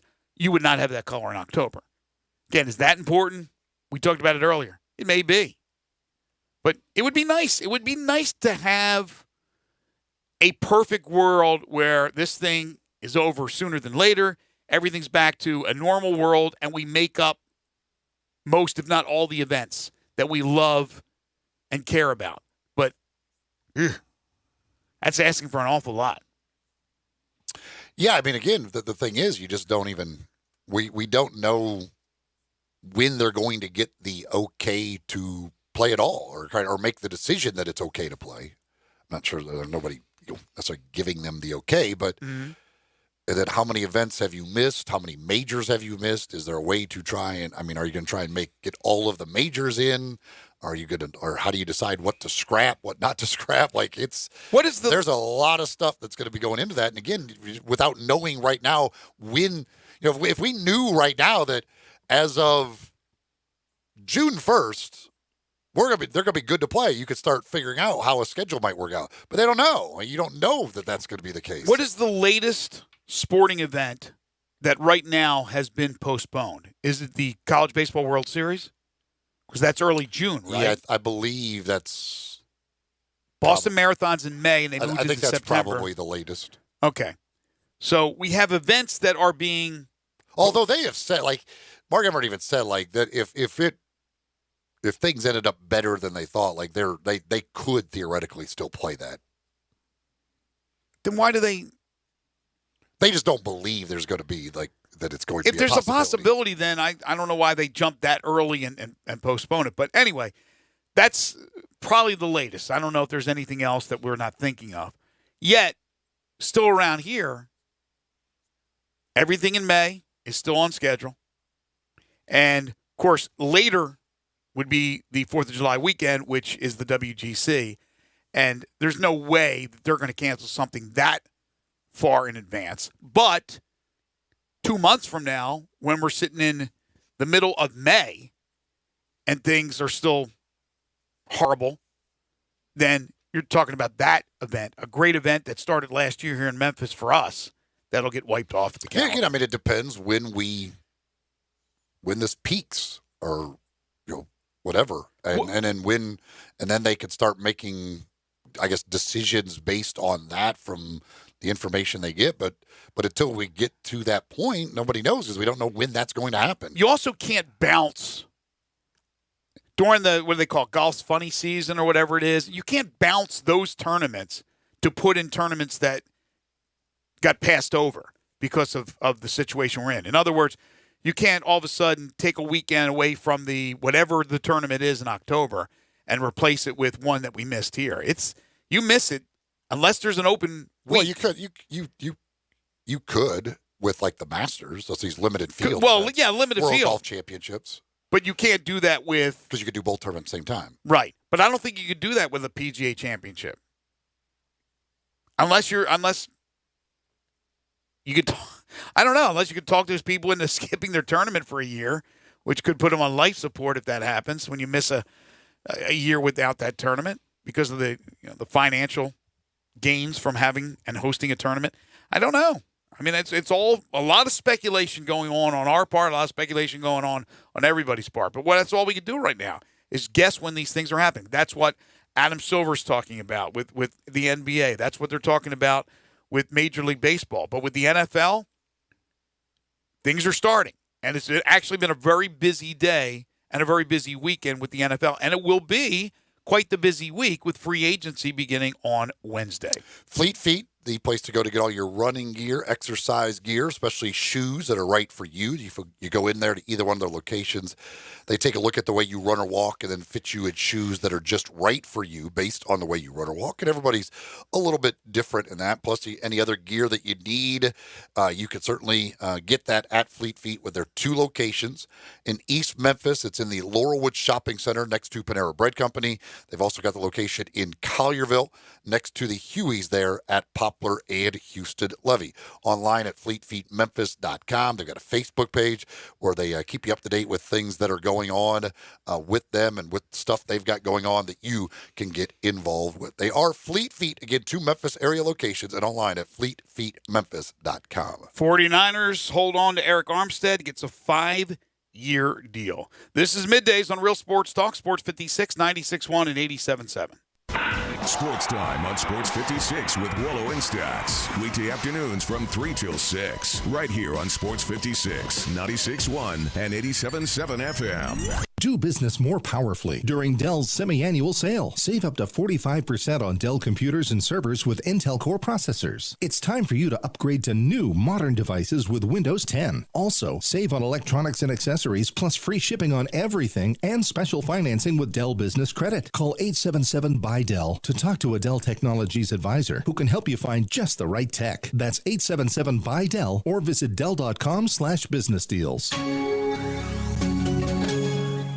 Listen up, Rebel fans. You can now listen to Rebel Yell Hotline on 87.7 FM or on the web each and every Monday from 6 to 7 p.m. If you can't listen to 87.7 FM, Sports 56 has made it possible to listen online each and every week. All you have to do is go to sports56whbq.com and click on the Rebel Yell Hotline banner to listen. That's Rebel Yell Hotline each and every Monday night from 6 to 7 p.m. on 87.7 FM or on the web at sports56whbq.com. It's not too early to start planning for spring at Family Leisure. New pools are starting at $19.99, spas starting at $21.99, and swim spas now only $99.99. 5-piece patio furniture starts at only $799. Pool chemicals, toys, accessories, and more up to 20% off. Mention this ad, you'll get free delivery and 1 month of chemicals with your spa purchase. Start your spring planning now at Family Leisure, Whitten Road and I-40, where family and fun come together. Hey everybody, it's here. Truck Month at All-Star Chevrolet in Olive Branch is where all the Silverados are. And you won't believe all the zero finance deals. 0 for 72 months plus $500 cash with your new 2020 Silverado Crew Cab. Or get $6,000 in cash for you. And hurry in and you can get the new 2019 Silverado Double Cab with $6,500 cash back for you. Or finance it with GM at 0 for 72 and still get $3,000 in cash. You're not going to do any better than this. Every Silverado truck you're looking for is at All-Star Chevrolet right now. So if you've been waiting for Truck Month, head to Olive Branch this week. Not the Pike, not South Haven, not Mount Moriah or Collierville. It's got to be Olive Branch, people. And everybody at All-Star Chevrolet and Olive Branch has one job: to make sure you get a better deal, have more fun, and in record time. And don't forget to ask them about all the deals on new Blazers and Suburbans. So find new roads to All-Star Chevrolet and Olive Branch today, or check out allstarautogroup.com. Stop waiting and start off-road living in a Can-Am today. The Spring Fever event is now on at Olive Branch Motorsports. Take on every task, trail, and terrain in a Can-Am off-road vehicle that will easily handle anything that comes your way. And for a limited time, get up to $2,500 off on select 2019 models, making it easier than ever to go out and play. Visit Olive Branch Motorsports now at 5656 Goodman Road or online at obmotorcycleatv.com. Mid-South Power Distributors is your source for all things diesel. For more than 26 years, they've supplied all the diesel parts that you need. From simple repairs to complete overhauls, they have it all. Whether it's heavy, medium, light duty, agricultural, marine, or off-road, Mid-South Power is the leading source for all things diesel. Fuel injection, turbochargers, engine parts, alternators, starters, and brakes, they can supply all the parts and services you need. Stop in today at 3250 Mill Branch Road in Memphis or call 901-396-0710. Now, back to Sports 56 Middays presented by FedEx. This hour is brought to you by East Memphis Ace Hardware at Quincy White Station. Here once again are Greg Gaston and Eli Savoie. Once again, while it's extremely tough to find everything you're looking for, especially sanitizers and things of that nature, check out East Memphis Ace Hardware at 5143 Quince Road. It's right next door to Billy Hardwick's All-Star Lanes. They have a little bit of everything, and they have great service, people to speak to if you got any questions about paints and things of that nature. They got the Big Green Egg and the Weber and Traeger grills. It's East Memphis Ace Hardware. By the way, closer to home here, we've been talking about a lot of postponements and cancellations across the nation. The 34th Annual Super Chevy Show, which was scheduled for early April at Memphis International Raceway, has been rescheduled to September 25th through the 27th. So they're moving that to the end of September. Hopefully we'll be okay by then. Anyone who has purchased tickets to the 34th Annual Super Chevy Show will be able to transfer their tickets to the rescheduled dates. Raider Corey texted, he says, John Gruden needs to at least contact Bill O'Brien about Deshaun Watson. Can't hurt. Yeah, Bill O'Brien is getting roasted, I would say would be the kindest way of saying it, for this DeAndre Hopkins for David Johnson trade. The NFL world has got a lot of questions for Bill O'Brien on this move. Yeah, we're all puzzled. I doubt very much on the surface anybody in the sports world who saw this trade thought it was a good trade for the Texans.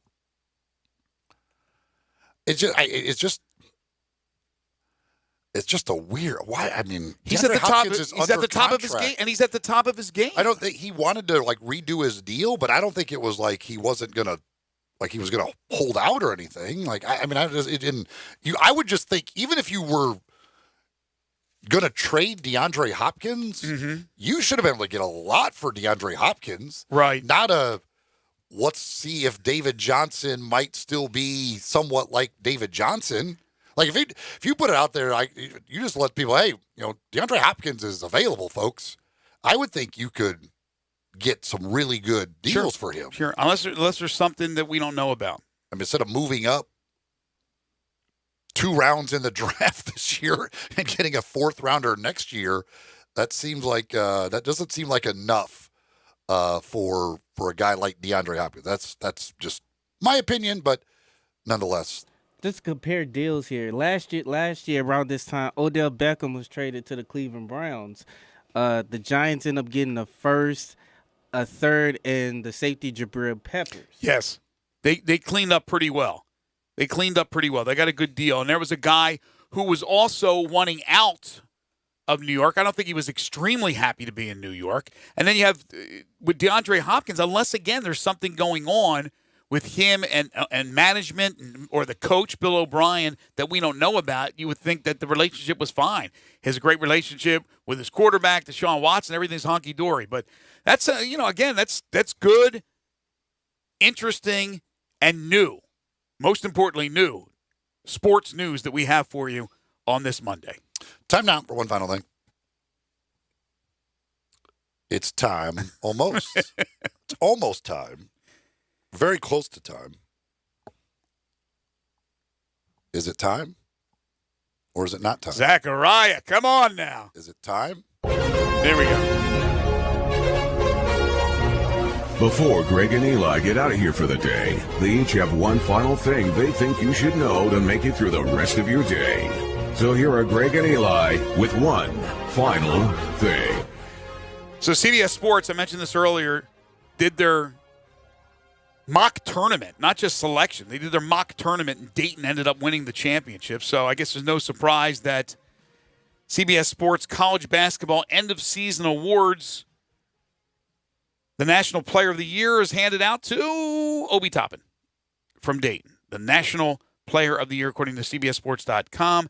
The National Freshman of the Year, Vernon Carey Jr. of Duke. You would think Precious Achiuwa would get some consideration. And the National Coach of the Year, once again, the Dayton Flyers and Anthony Grant, according to CBSSports.com. Well, speaking of that, I guess maybe Kansas can pull the UCF and claim national championship. They do finish number 1 in the coaches poll. The new coaches poll. I don't know if the AP is I don't even know if the AP is going to release a final poll or not. The coaches poll did come out today, though.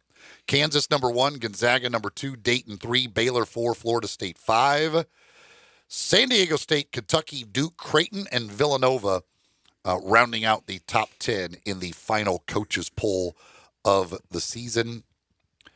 I guess the Houston Cougars get to claim an American Conference championship. They're number 23, highest ranked team. Do you get to claim that? Is that the UCF rule? They get in the New Year's Six for this. But yeah, so there you go. So for whatever it's worth, the coaches have voted once again and said that Kansas is the best team in the country for the heck of it. Now we'll see what happens to Bill Self in Kansas. Also, from by the the NCAA. way, another NFL note that just came in. Pro Football Talk, Mike Florio reports Bears talking to Teddy Bridgewater about a deal that, if finalized, would most likely make him the starter for the Bears over Mitch Trubisky. Yeah, like I said, I don't believe the story. The Saints may be saying all the right things, but there's no way they're going to re-sign Teddy Bridgewater when they've already made the commitments and Drew Brees is back. But somebody is going to pay good money, whether it's Tampa Bay, whether it's Chicago, for Teddy Bridgewater, no question.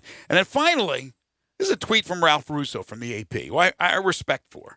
He says, local sports radio is going to be a wasteland of misinformation and half-baked public health takes as dudes who spend most of their time explaining why it's important to establish the run and get pressure with 4 now regurgitate news reports they're not reading past graph 3. Beware. Shut up, Ralph. It ain't happening on my show. I can tell you that. It's not happening on our show. We are giving you look, if there's information to give you, we're giving it to you. Other than that, we're staying away as much as we can.